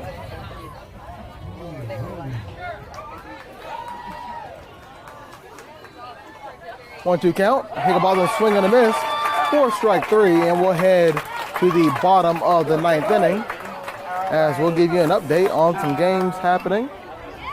As the only game that's currently happening is on field 2. On field 2, it is Midwest Plains versus New Jersey. As that game is still tied at 0, as they're going to head to the top of the 4th inning, as they are close to either being over or also going extra innings, as we'll reach a full 9 innings of baseball here, as Phenix City once again is going to look to try to find a way to walk off and end this game. The important thing for Phenix City to keep in mind is that Phenix City does have another game tonight, so they'll be playing about 2.5 games worth of games today here in the Little League World Series.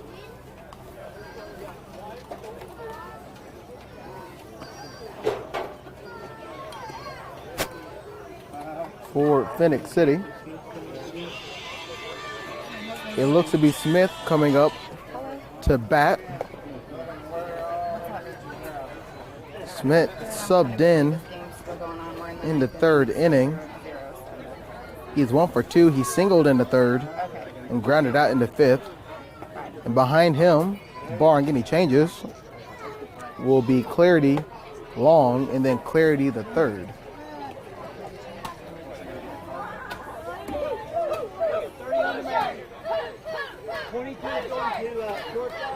Hold on 1 second, please. 30's on the mound. As Indiana's going to make a couple of changes. I can't hear him. Say it, hey.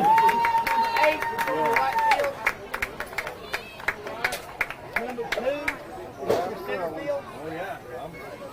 Number 12 for second base. Okay, who did you say is at shortstop? I couldn't hear you.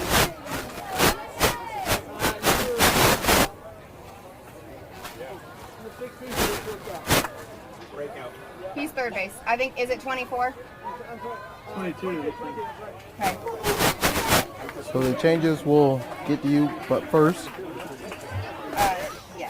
Heisenhower's day is done on the mound.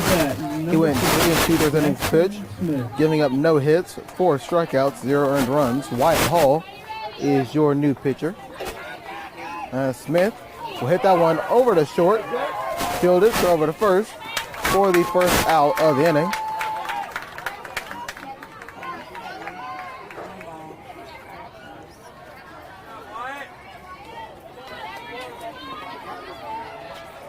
As up next will be Clarity.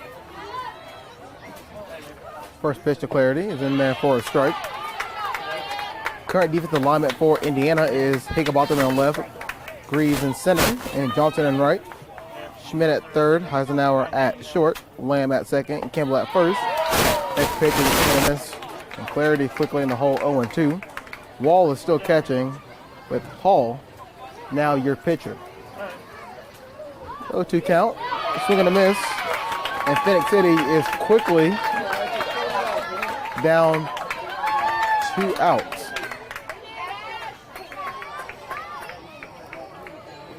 Long is up next for Phenix City. As that pitch is well behind Hall.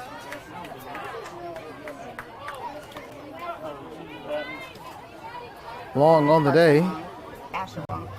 Now batting, Asher Long. Is 1 for 3, singled into third. That next pitch misses. A 2-0 count with 2 outs. Here in the bottom of the 9th inning.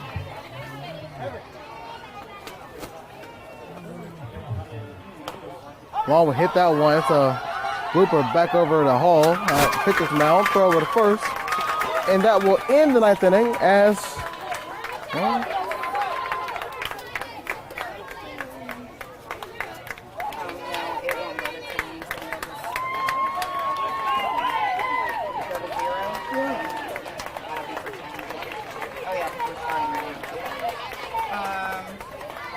pitch count is 7. Hall's pitch count is at 7.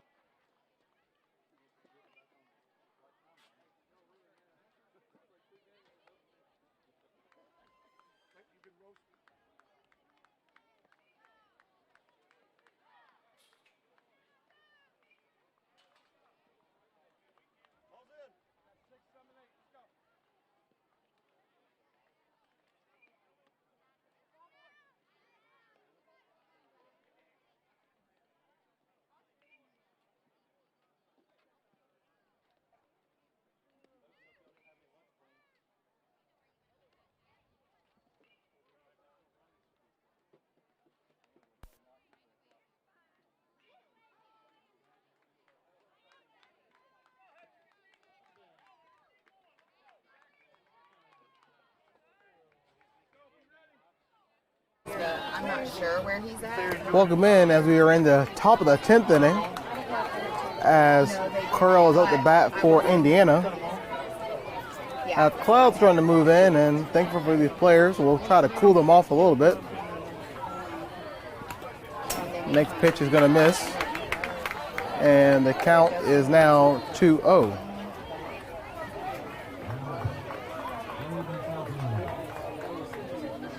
As a lot of teams are just eager to get on the field. Next pitch misses for ball 3. As Pacific Northwest in California, they just want to get their game going. They've been waiting for almost near 45 minutes. As that next pitch is going to miss for ball 4, and a leadoff walk for Indiana could spell trouble for Phenix City. Up the bat, number 24, Cooper Wall. The catcher, Cooper Wall's coming out to bat. He is 0 for 2 on the day. He'll watch that one go by for ball 1. He struck out in the second. Or excuse me, he walked in the second, but he grounded out in the 5th. And also struck out looking. Next pitch is going to miss for ball 2. And that is 5 straight balls for the Phenix City pitcher and Clement. Manager coming out. And they're going to make a pitching change. So Clement out. And looks to be Favors coming in to pitch. Clement had 10 pitches.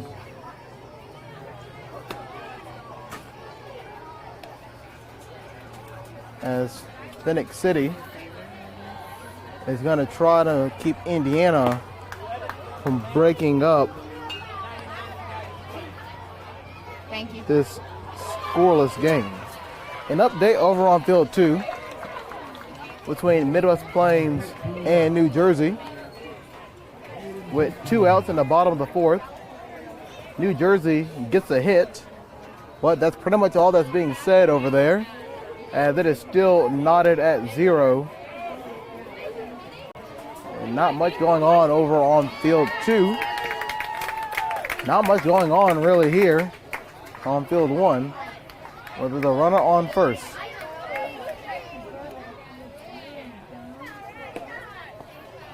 As a new Phenix City pitcher is warming up, and we'll get you the final line.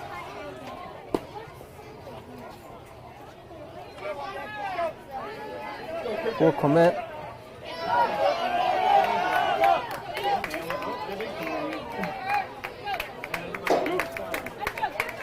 as Clement only went 1/3 innings pitched, give him a walk and a strikeout.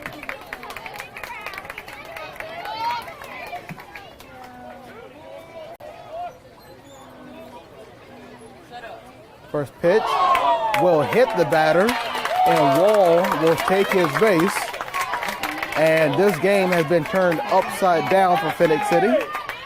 Up to bat, number 2. Wall looks to be okay. Looks like may have caught him on the back of the leg, but he got up, sprung up, and he's ready to get going.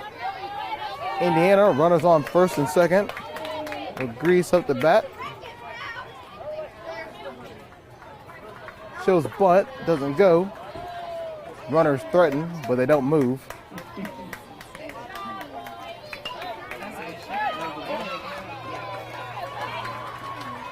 1-0 count.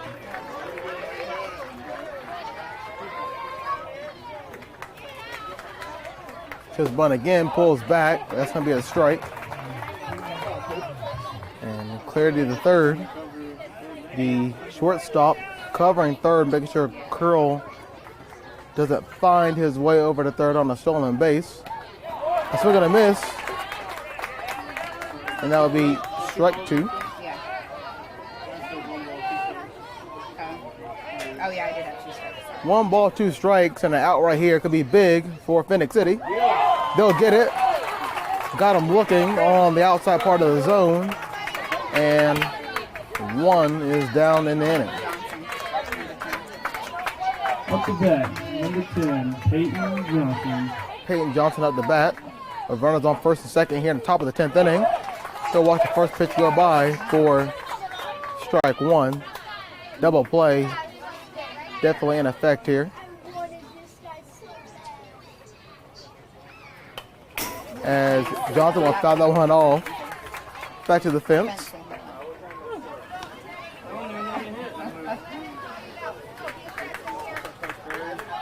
And quickly found himself in a tough spot. 0-2. Next pitch.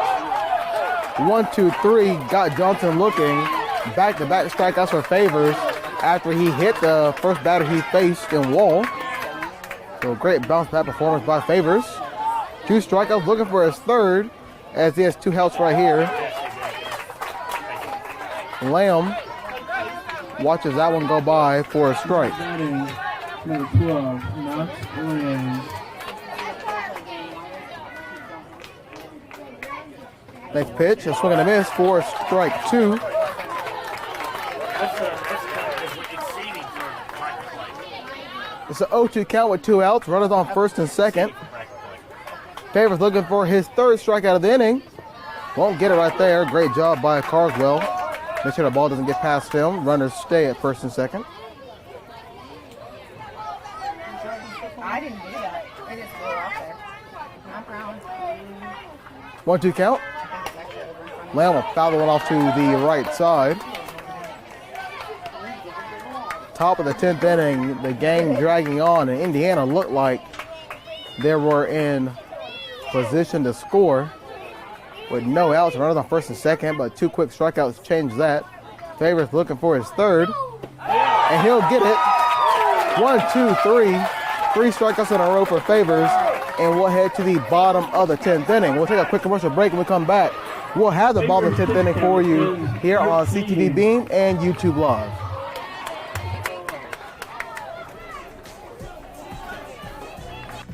We're really excited to get to play in our backyard.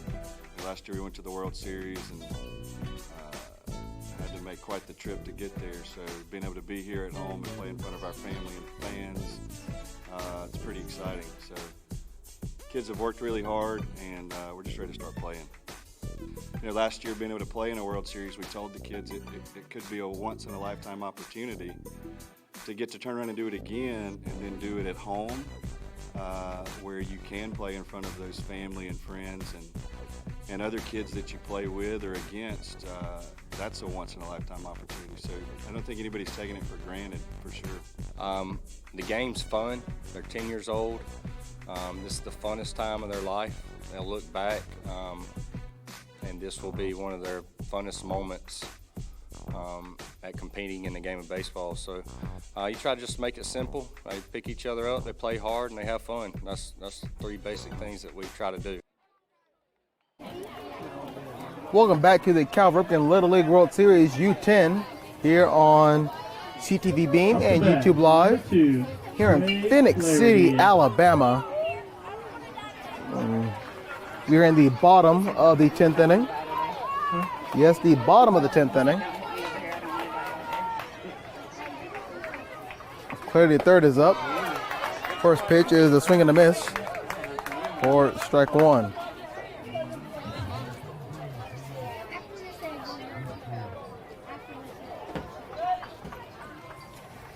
Next pitch is on the outside. We're on the outside for ball 1. Both of these teams, through 10 innings, only 3 hits apiece. Hits have been at a minimum. Hasn't been a hit in the last couple innings. Next pitch is up high for ball 2.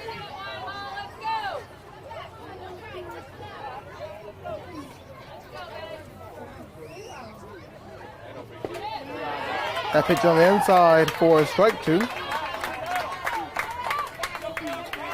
And leadoff batter for the hometown Phenix City squad. Could do a lot to get the rally going. And that one will be hit foul over to the right side.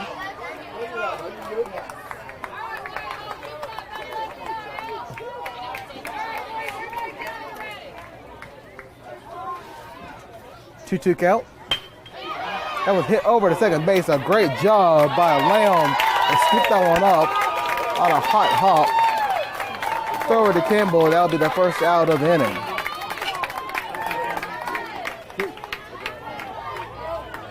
Now coming up with that, number 3, Hudson Campbell.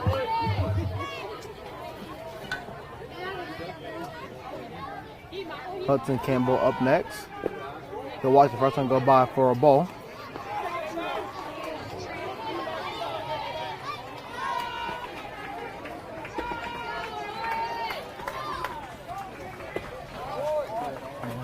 Count becomes 2-0.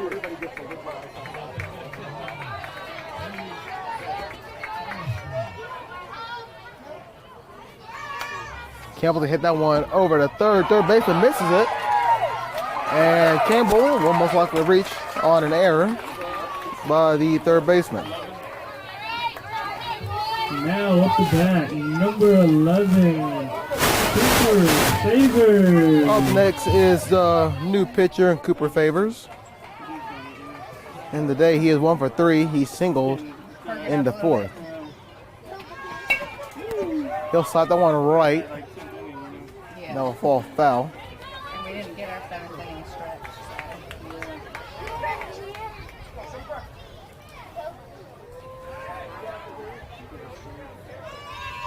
Favors tries again.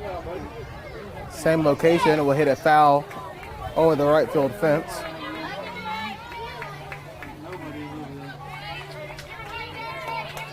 O2 count with 1 out. And Favors swing and a miss for strike 3. And we'll quickly have 2 outs here in the bottom of the 10th inning. Up to bat, number 44, Gray Garner. As Gardner comes up next. Gardner swinging a miss for strike 1. Campbell at first.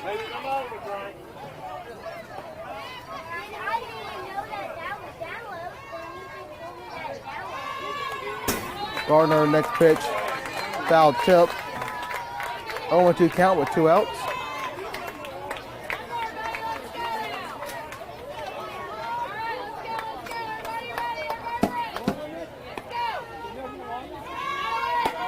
That one's up high above the head.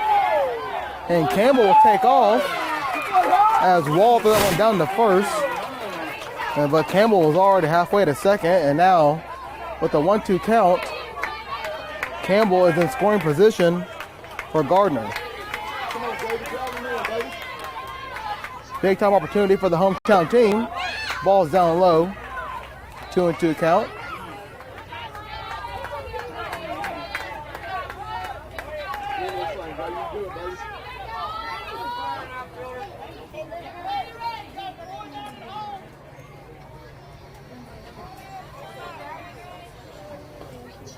With Campbell on second. 2-2 count with 2 outs in the bottom of the 10th inning. Gardner drive the one into center field. And Campbell's coming around third to throw home. And he is out. What a great play by Grease in center field. Bobbled that one. And then on a line, threw it down to the catcher and Wall, doing a great job covering home plate. And just when Phenix City thought that they were going to walk off, Indiana shuts the door on them, and that will do it for the 10th inning.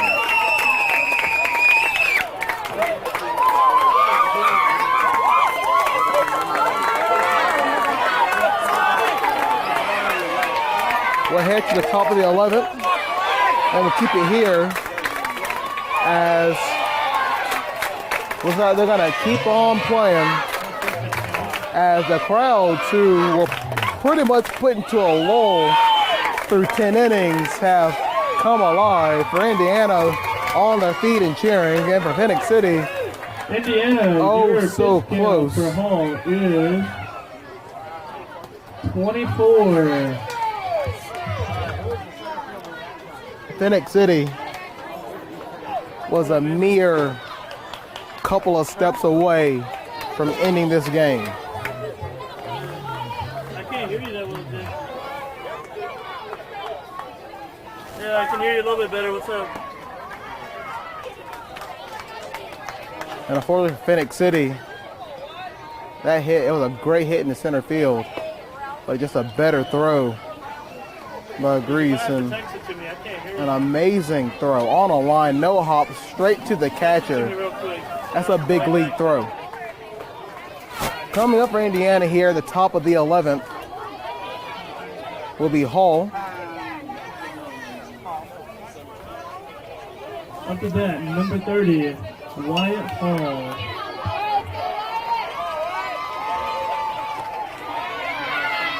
First pitch misses for ball 1.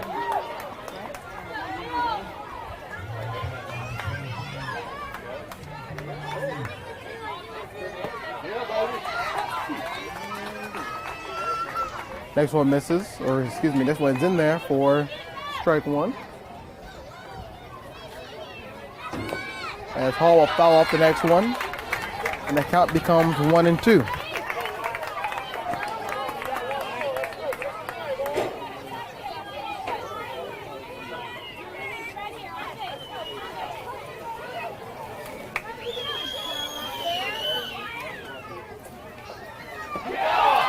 Great breaking ball by Favors.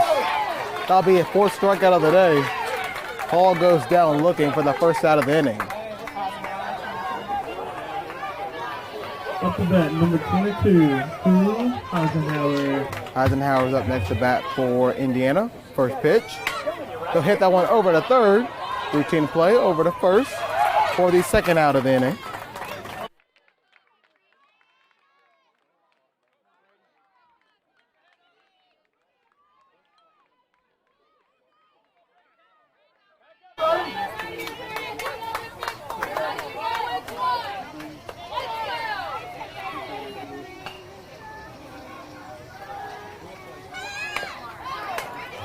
Campbell to hit that one, but it'll be hit foul. Thankful for Gardner over at third base. Would have been a tough play over at first. Up to bat, number 34, Braden Campbell. Campbell facing a 0-1 count, so it becomes 0-2.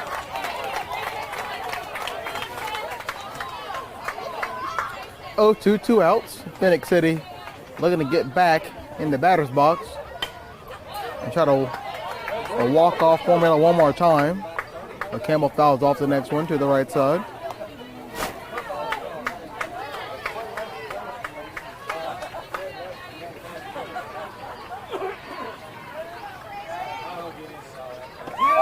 And breaking ball by Favors gets out the strikeout, and Phenix City will head try to work off their walk-off magic once again, as we'll take a quick commercial break and we come back. We'll have more Cal Ripken Little League World Series Baseball here on CTVBeam and YouTube Live.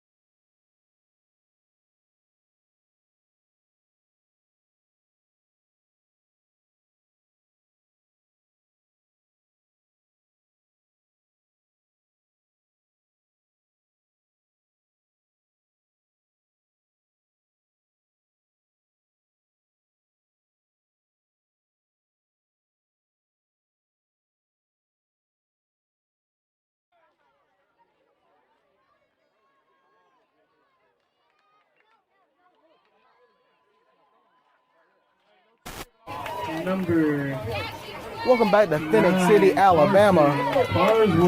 As Carson Carswell comes up to bat for the hometown Phenix City squad. As we're in the bottom of the 11th inning. As the marathon continues here at the Cal Ripken Little League World Series U10. As first pitch is up high around the eyes for ball one.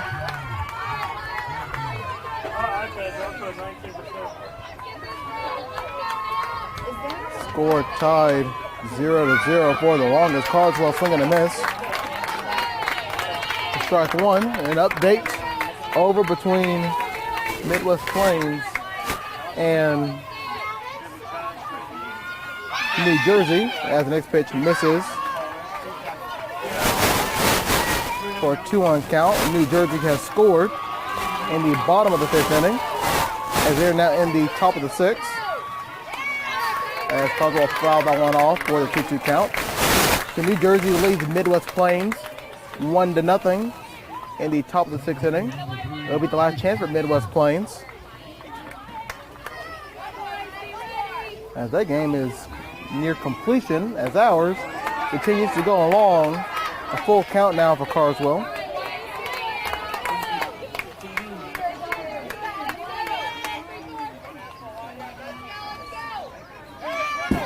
Carswell foul tip, staying alive.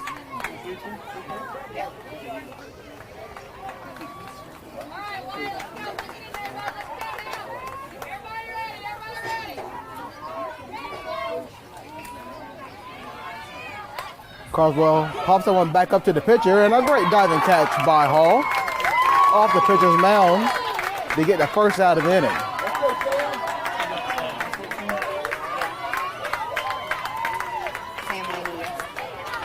Up to bat, number 14, Sam Laney. Sam Laney up to bat for Phenix City. First pitch, fouled off to the backstop.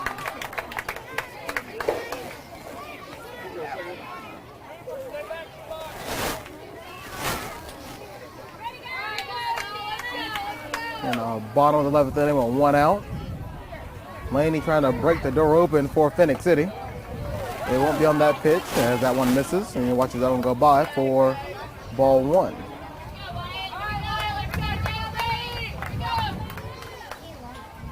1-1 count, and Laney will hit that one deep, and it will fall as Grease is not able to find that one, but a great throw by Grease again. He is safe at second. I shot the center field off the wall, and Grease, who had that amazing throw home to keep Indiana in the game, almost got Laney out at second base. And now Head comes up to bat with a runner on second, and the walk-off can definitely happen with just one swing of the bat. Head puts out a bunt, it will roll foul to the left side. So a double by Laney. One that give it a couple of feet and would have been a walk-off to center field. Instead, Head foul tip off the catcher's mask. And it's quickly 0-2. Phenix City definitely wants this situation. They're a couple of steps away from walking off last inning. Trying to get it going this inning. And that'll be a swing and a miss for strike 3. And 2 outs as Smith will come at the bat. Up the bat, number 6, Jackson Smith. With 2 outs and a runner on second base, Jackson Smith comes up the bat. He's going to get a ball into the outfield. As that ball will get past the pitcher. And now there's a runner on third. So Hall's pitch behind Head. Wall not able to grab that one. And now Smith, well, Laney at third. Any hit, anything to get Phenix City to win. A swing and a miss for strike 1. And Hall has to be careful because a wild pitch and Laney will be off to home. I'm not sure. Maybe 1? Smith will hit that one. Can it fall fair? It won't. And the count becomes 1-2.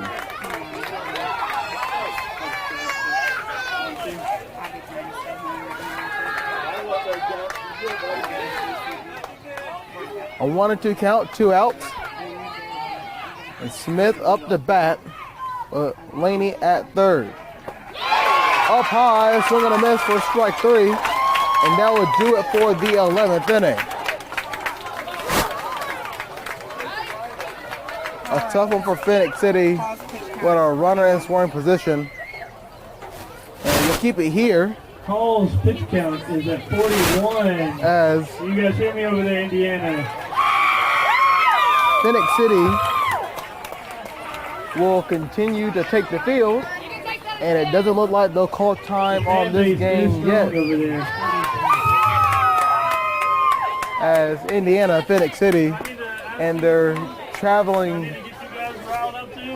Phenix City team continues to be 0-0, and these two teams are playing 2 games of baseball right here, reaching the 12th inning. And somebody needs to come away with a big win. Phenix City was there in back-to-back innings. But a runner throw, got a strikeout with a runner on third. And that's how we get to the 12th inning. Coming up to bat, number 16. As now Colton Smith. Indiana. And Colton Smith will come at the bat.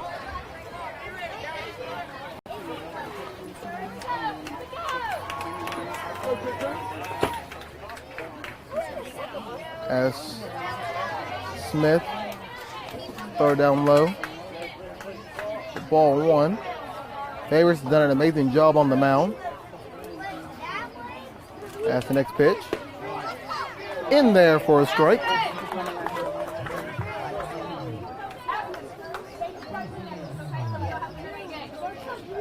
Here, you want mommy to take it? Next pitch is in there for a strike.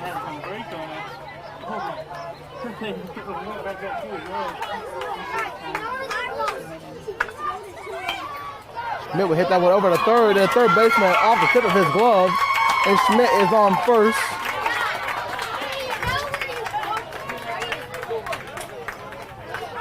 And that's how Indiana will lead off the inning on an error by the third baseman Gardner.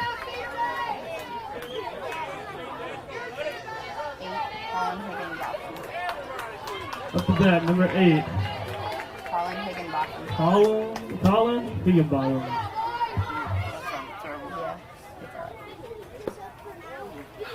First pitch to Higginbotham down low for a ball.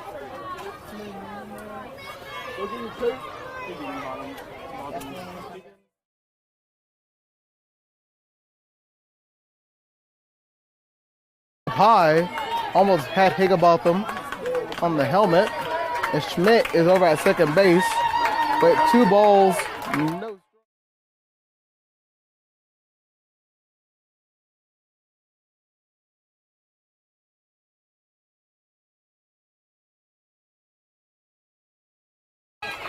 Be in there for a called strike as California and Pacific Northwest are just sitting in the bushes trying to get ready for their game that should have started about an hour ago.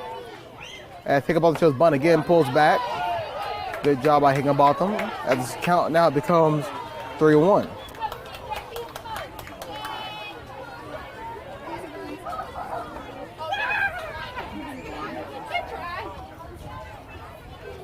Next pitch by Higginbotham.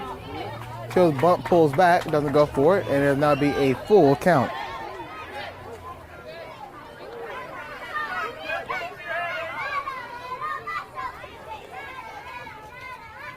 Full count. Higginbotham up high.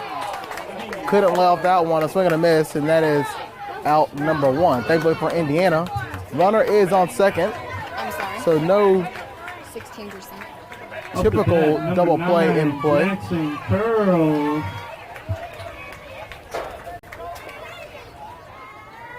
As Curl shows bunt, infield comes in. Now go for strike 1. Clarity and Gardner going from first to third respectively, charging in.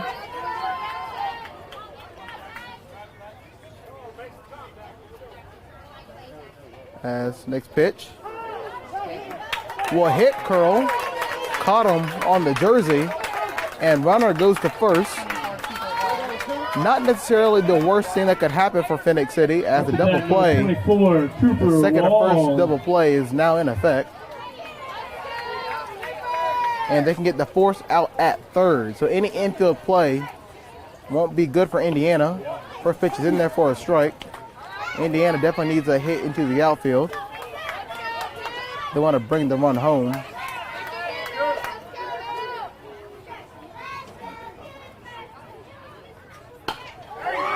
As ball will hit that one into center field, and that'll be caught by the center fielder, and Campbell had to reach up high for that one.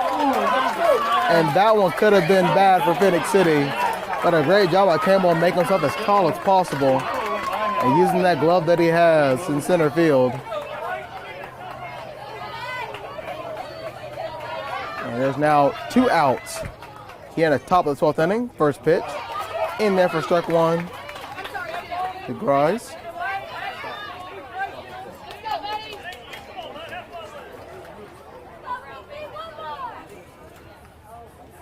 Next pitch to Grice Throws it off, and the count is now 0-2 with 2 outs.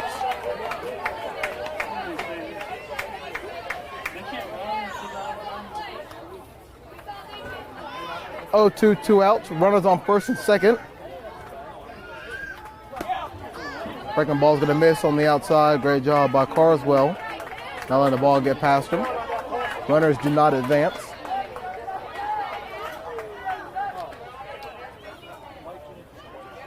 And that'll be a swing and a miss for strike 3. And Favors puts him down, gets 3 outs, and Phenix City will head to the bottom of the 12th inning looking to win this one. They almost had it 2 innings ago. They almost had it last inning. Phenix City. Can a third one be the charm? 40 We'll find out as we keep it here, and we'll give you an update over between Midwest Plains and New Jersey, as that game, which was gonna be won by New Jersey. However, Midwest Plains with a run at the top of the 6th, and they had tied it up at 1 apiece. They're now in the bottom of the 6th, 1 out, with Williams at bat for New Jersey. Johnson will switch with Higginbotham. Right? So New Jersey and Midwest Plains tied at 1 in the 6th inning, and they are in danger of going to extras. And right over on the first field, Phenix City, Indiana. Scoreboard is not broken. Yes, that is the bottom of the 12th inning between the hometown Phenix City squad and Indiana, as we continue this marathon in what may possibly be the last inning.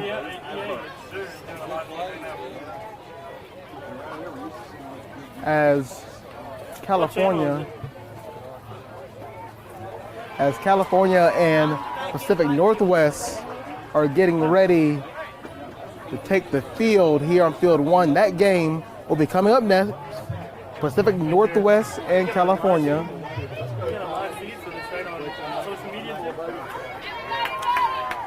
That game will be coming up next here on CTVBeam and YouTube Live, as Clarity will put down the bunt over to the third base side.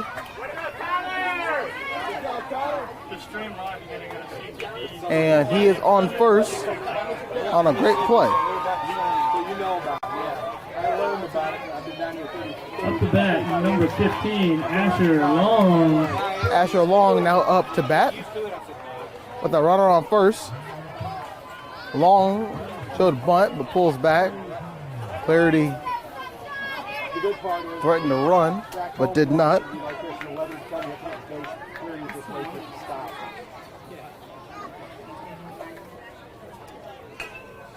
The 1-0. Long puts down the bunt to the first base side. A great bunt over to first, and he got him.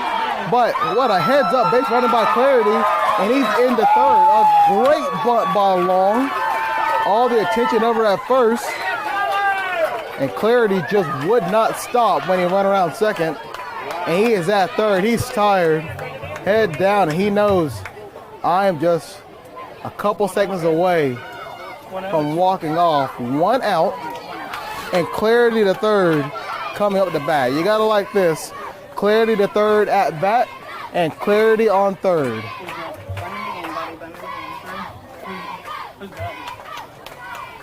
Oh, that Hollywood storybook walk-off will not be happening.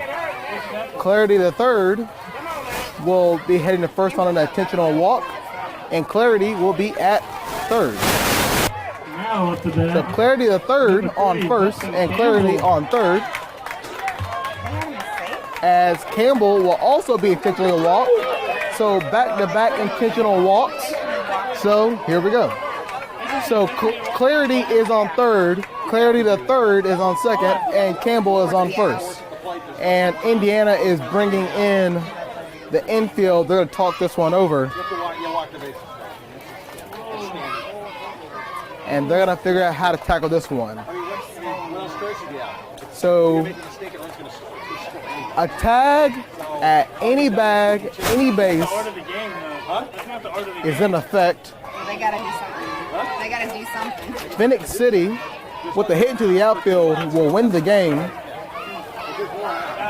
A wild pitch can also win the game for Phenix City.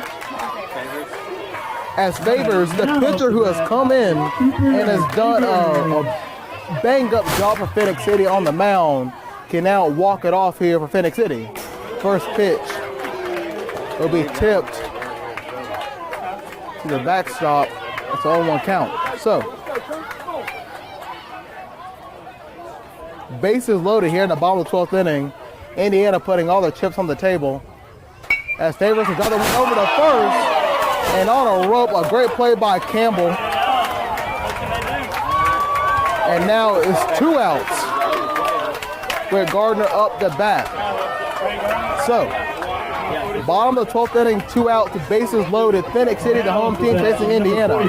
Clarity on third, Clarity to third on second, Campbell at first. And Gardner up the bat. Gardner will hit that one over to the left side, but it will fall foul.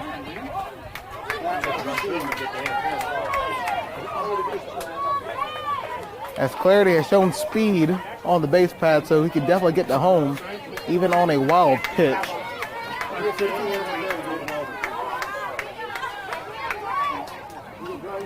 Next pitch to Gardner. That was popped up. And it's now 0-2 with 2 outs.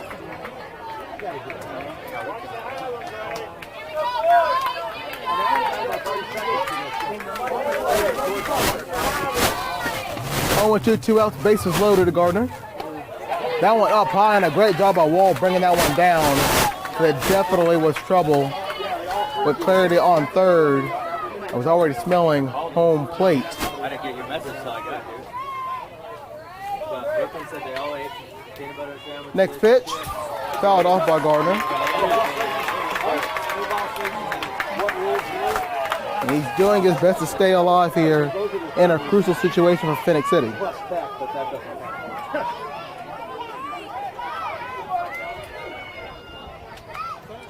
Next pitch, a big strikeout for Indiana, and that will end the 12th inning. And quite possibly could be the end of the game if they're going to enforce the time limit rule. Indiana, Hall's pitch count is at 51.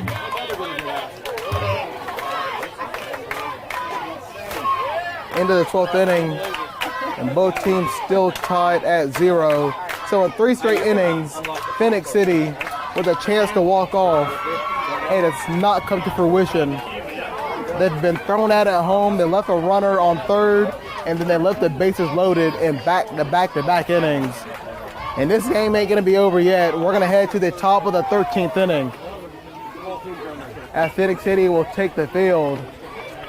And this marathon has continued to go on for these two teams. And for Phenix City, the tough thing for them is they got another game tonight. For Indiana, they're just trying to hold on to get a big win. Definitely, whoever wins this game comes away with a huge momentum swing throughout the tournament. Because losing a 13-inning game doesn't feel good on the mind or on the body. 51 is what she said.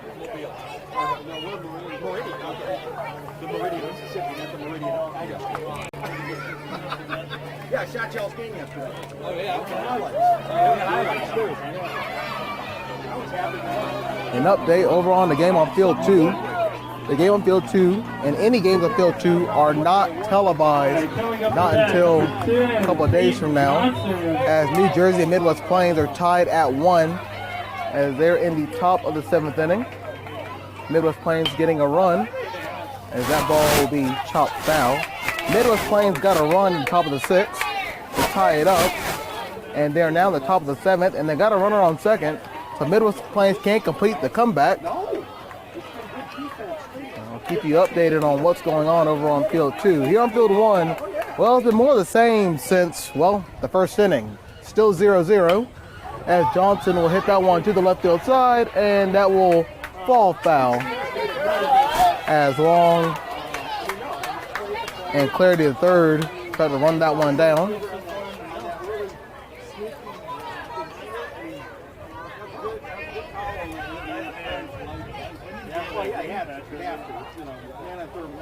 As Pacific Northwest and California are just really just waiting for their game to get started. That'll be about 30 minutes after this game.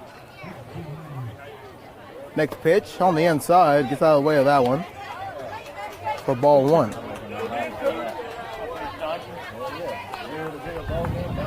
Favors versus Johnson, current at bat, as Johnson will call time.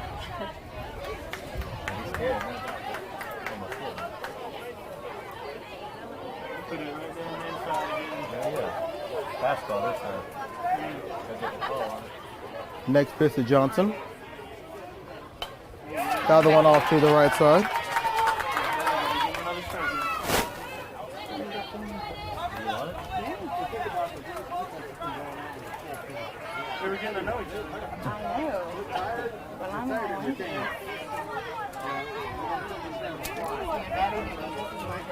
Fixing to be on what? 1-2 count.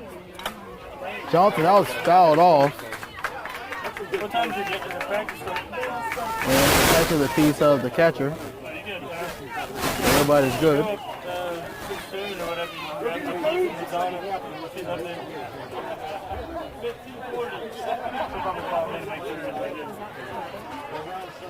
Count continues to be 1-2.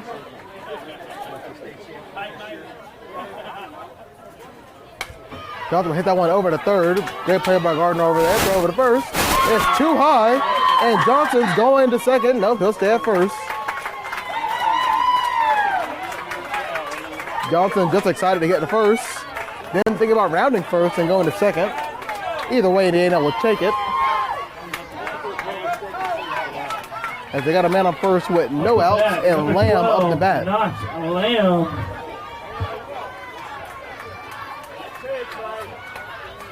Lamb up the bat, swing and a miss for strike one. As Carswell's done a great job behind the plate, excuse me. Stopping some balls in the dirt and balls up high. Next pitch, that's on the inside. And Lamb had to jump out of the way of that one. It's a little different at this age, though, because you can't lead off. Yeah, but I still think That's the one bad thing. So you can't do a squeeze play in there. Next pitch, Lamb thought about it, held off. Good job by Lamb. And the count moves to 2-1.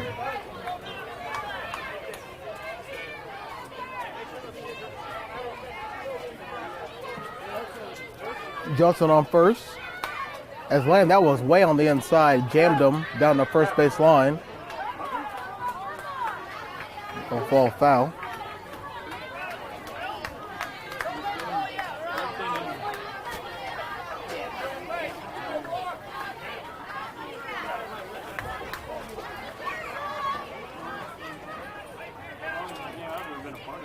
The 2-2. In there, got him looking for strike three. Lamb goes down looking. That'll be the first out of the inning. And Favors doing a great job on the mound through today's game.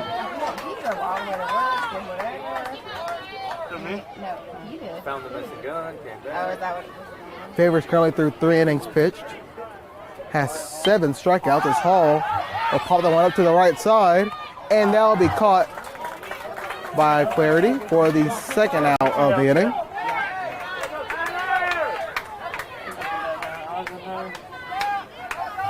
Up to bat, number 22, Crew, Eisenhower. Eisenhower up the bat with 2 outs and Johnson on first.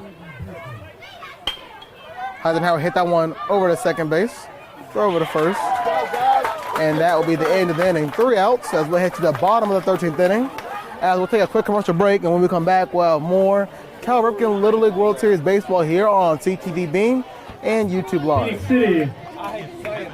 Kramer's Sports Bar and Grill in Phenix City. Why wait any longer? Food and fun for the whole family. Take a walk on the wild side. Kramer's is your only local spot for exotic dishes such as venison sliders, frog legs, calamari, gator platter, and so much more. Of course, Kramer's delicious burgers and wings can tame anyone's appetite. Kramer's has a spacious patio for outdoor dining. Kramer's is only 3 miles from uptown Columbus on 431 South. Look for the big white rooster.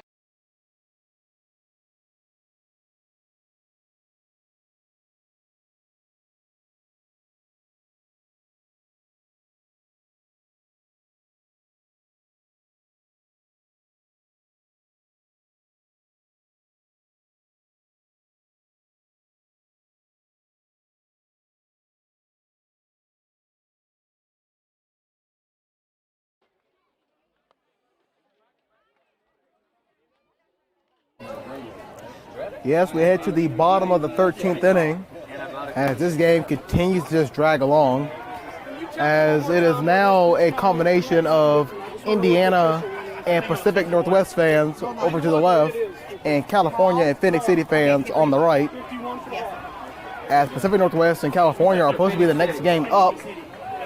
It'll be about 30 minutes after this game. That game will be broadcasted here on CTVBeam and YouTube Live. Up at bat, Carson Carswell. As the catcher, Carson Carswell comes up to bat, swing and a miss for strike one. $4? Huh? Well, Is there not two sizes? no. Oh. I might have heard. Next pitch misses. Count is now 1-1.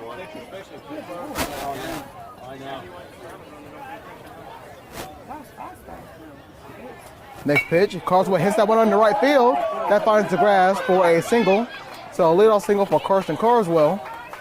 And Phenix City once again gets a runner on base. Now, it's important to note for Phenix City that the last 3 innings, the home team has been thrown out at home. Number 14, They've left a runner on third, Sam and then they left the Laney. bases loaded in the last 3 innings. So this is a Phenix City team that has not only once or twice, but 3 times have thought that they were 1 hit away from walking off back in the 10th, 11th, and 12th innings. Can the 13th inning be the charm? As that first pitch misses down low, Carswell back into first. That's counts now 1-0. Here comes the next pitch by Hall. As he'll hit that one deep in the right field, it will find the gap, and Carswell rounding second. He's going for third, and he'll stop at third. It's a stand-up double by Laney, and Phenix City has runners on second and third with no outs.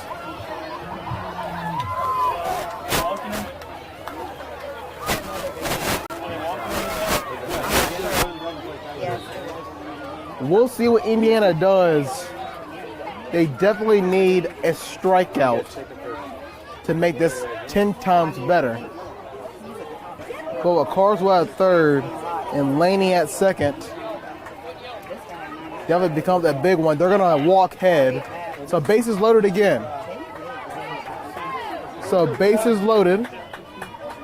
Now coming And up to here bat, comes number Smith. 6, Jackson Smith. Jackson Smith has the bases loaded with no outs. Need a hit into the outfield, and Jackson Smith can be the hero for Phenix City. That first pitch is up high on the outside for ball 1.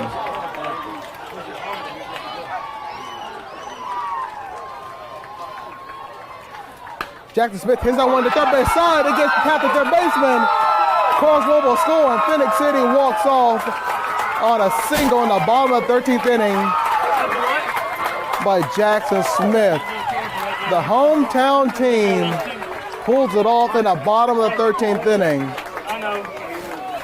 And Phenix City finally ends this game 1-0 in the bottom of the 13th inning.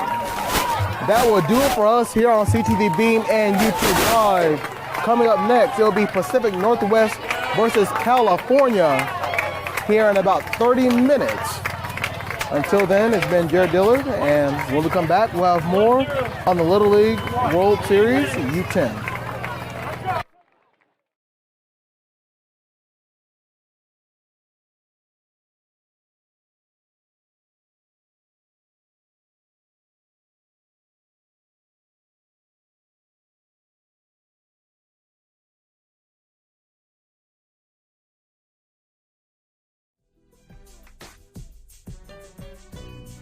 We're really excited to get to play in our backyard. Last year we went to the World Series and had to make quite the trip to get there. So being able to be here at home and play in front of our family and fans, it's pretty exciting. So kids have worked really hard, and we're just ready to start playing. You know, last year being able to play in a World Series, we told the kids it could be a once-in-a-lifetime opportunity to get to turn around and do it again, and then do it at home. where you can play in front of those family and friends and other kids that you play with or against. That's a once-in-a-lifetime opportunity. So I don't think anybody's taking it for granted, for sure. The game's fun. They're 10 years old. This is the funnest time of their life. They'll look back, and this will be one of their funnest moments at competing in the game of baseball. So you try to just make it simple. They pick each other up, they play hard, and they have fun. That's three basic things that we try to do. And winning and losing, you're going to do both. And so you try not to harp on either one of them too much. You do, and most of these guys we've been playing for 4 years together. So it's a good group of kids. I admire them because like Coach Matt said, I promise you, we send these kids, they're not in high school, but they practice like high school kids. We send them through a high school practice, and they've developed the habits, and I think that's one of the attributes to where we at today, is that they know how to play the game. And so, right now, we're just looking forward to Thursday and going out there and representing Phenix City the best we can.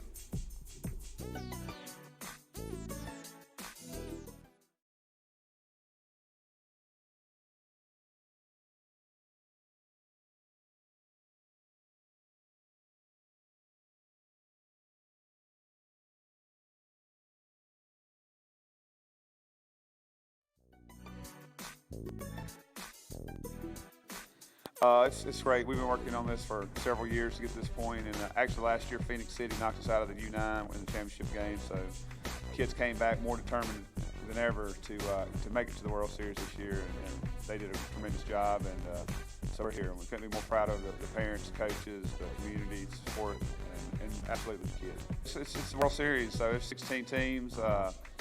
Anything can go. Pitching's going to have a lot to do with it. We have a lot of good pitching, but once again, you're playing. This is the cream of the crop, elite throughout the whole country.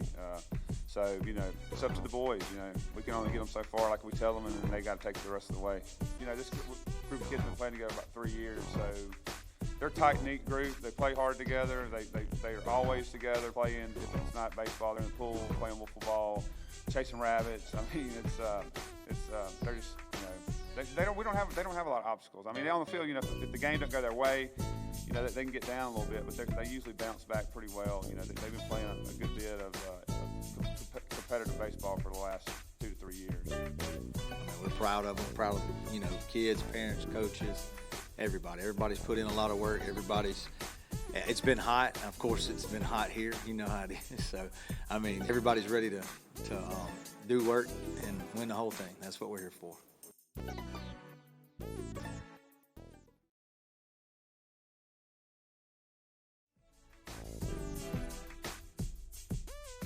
It's surreal for us. We had some goals, and we're starting to. We attained it in the districts. We won the states. We won our regional up in near Niagara Falls, and now we're here in the World Series. And it's thankful for all our parents and everybody that helped us get to this point. So surreal. Well, you have to have goals to begin with. You have to attain goals and meet those goals, meet those expectations, and go forward and keep setting goals for yourselves and your teams, whether it's individual or as a team. So we keep pressing these kids. They understand. They're bought into why we're here. They're excited. There's time for fun and there's time for business, and I think we're on the right path for that. Everybody, it's just a strong, loving bond that we have. It's a tight-knit team. The friendships that they established are great. It's lifelong, and we're building lifelong memories for all of us. And the siblings, the parents, the grandparents, and our whole town has bought in and grasped and loved us just like a family. The weather is hot. We did have a heat wave up north, and so but there's a different heat going on here. I could feel that. We do have 3 o'clock games, so we're going to practice today, keep them hydrated, keep it light, and I think we'll be okay.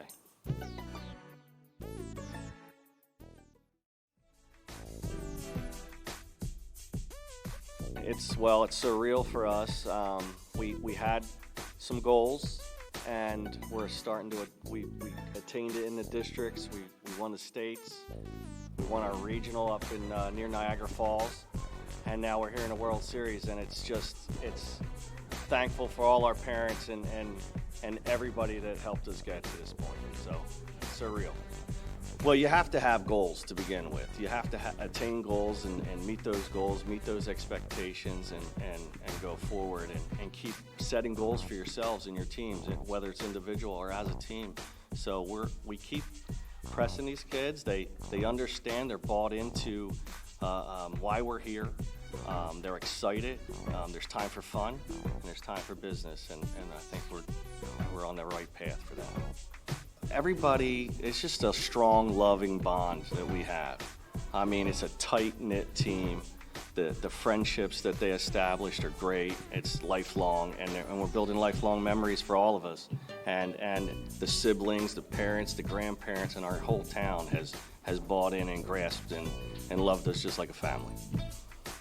The weather is hot. We did have a heat wave up north, and so but there's a different heat going on here. I could feel that. You know, we do have 3 o'clock games, so we're going to practice today, keep them hydrated, keep it light, and I think we'll be okay.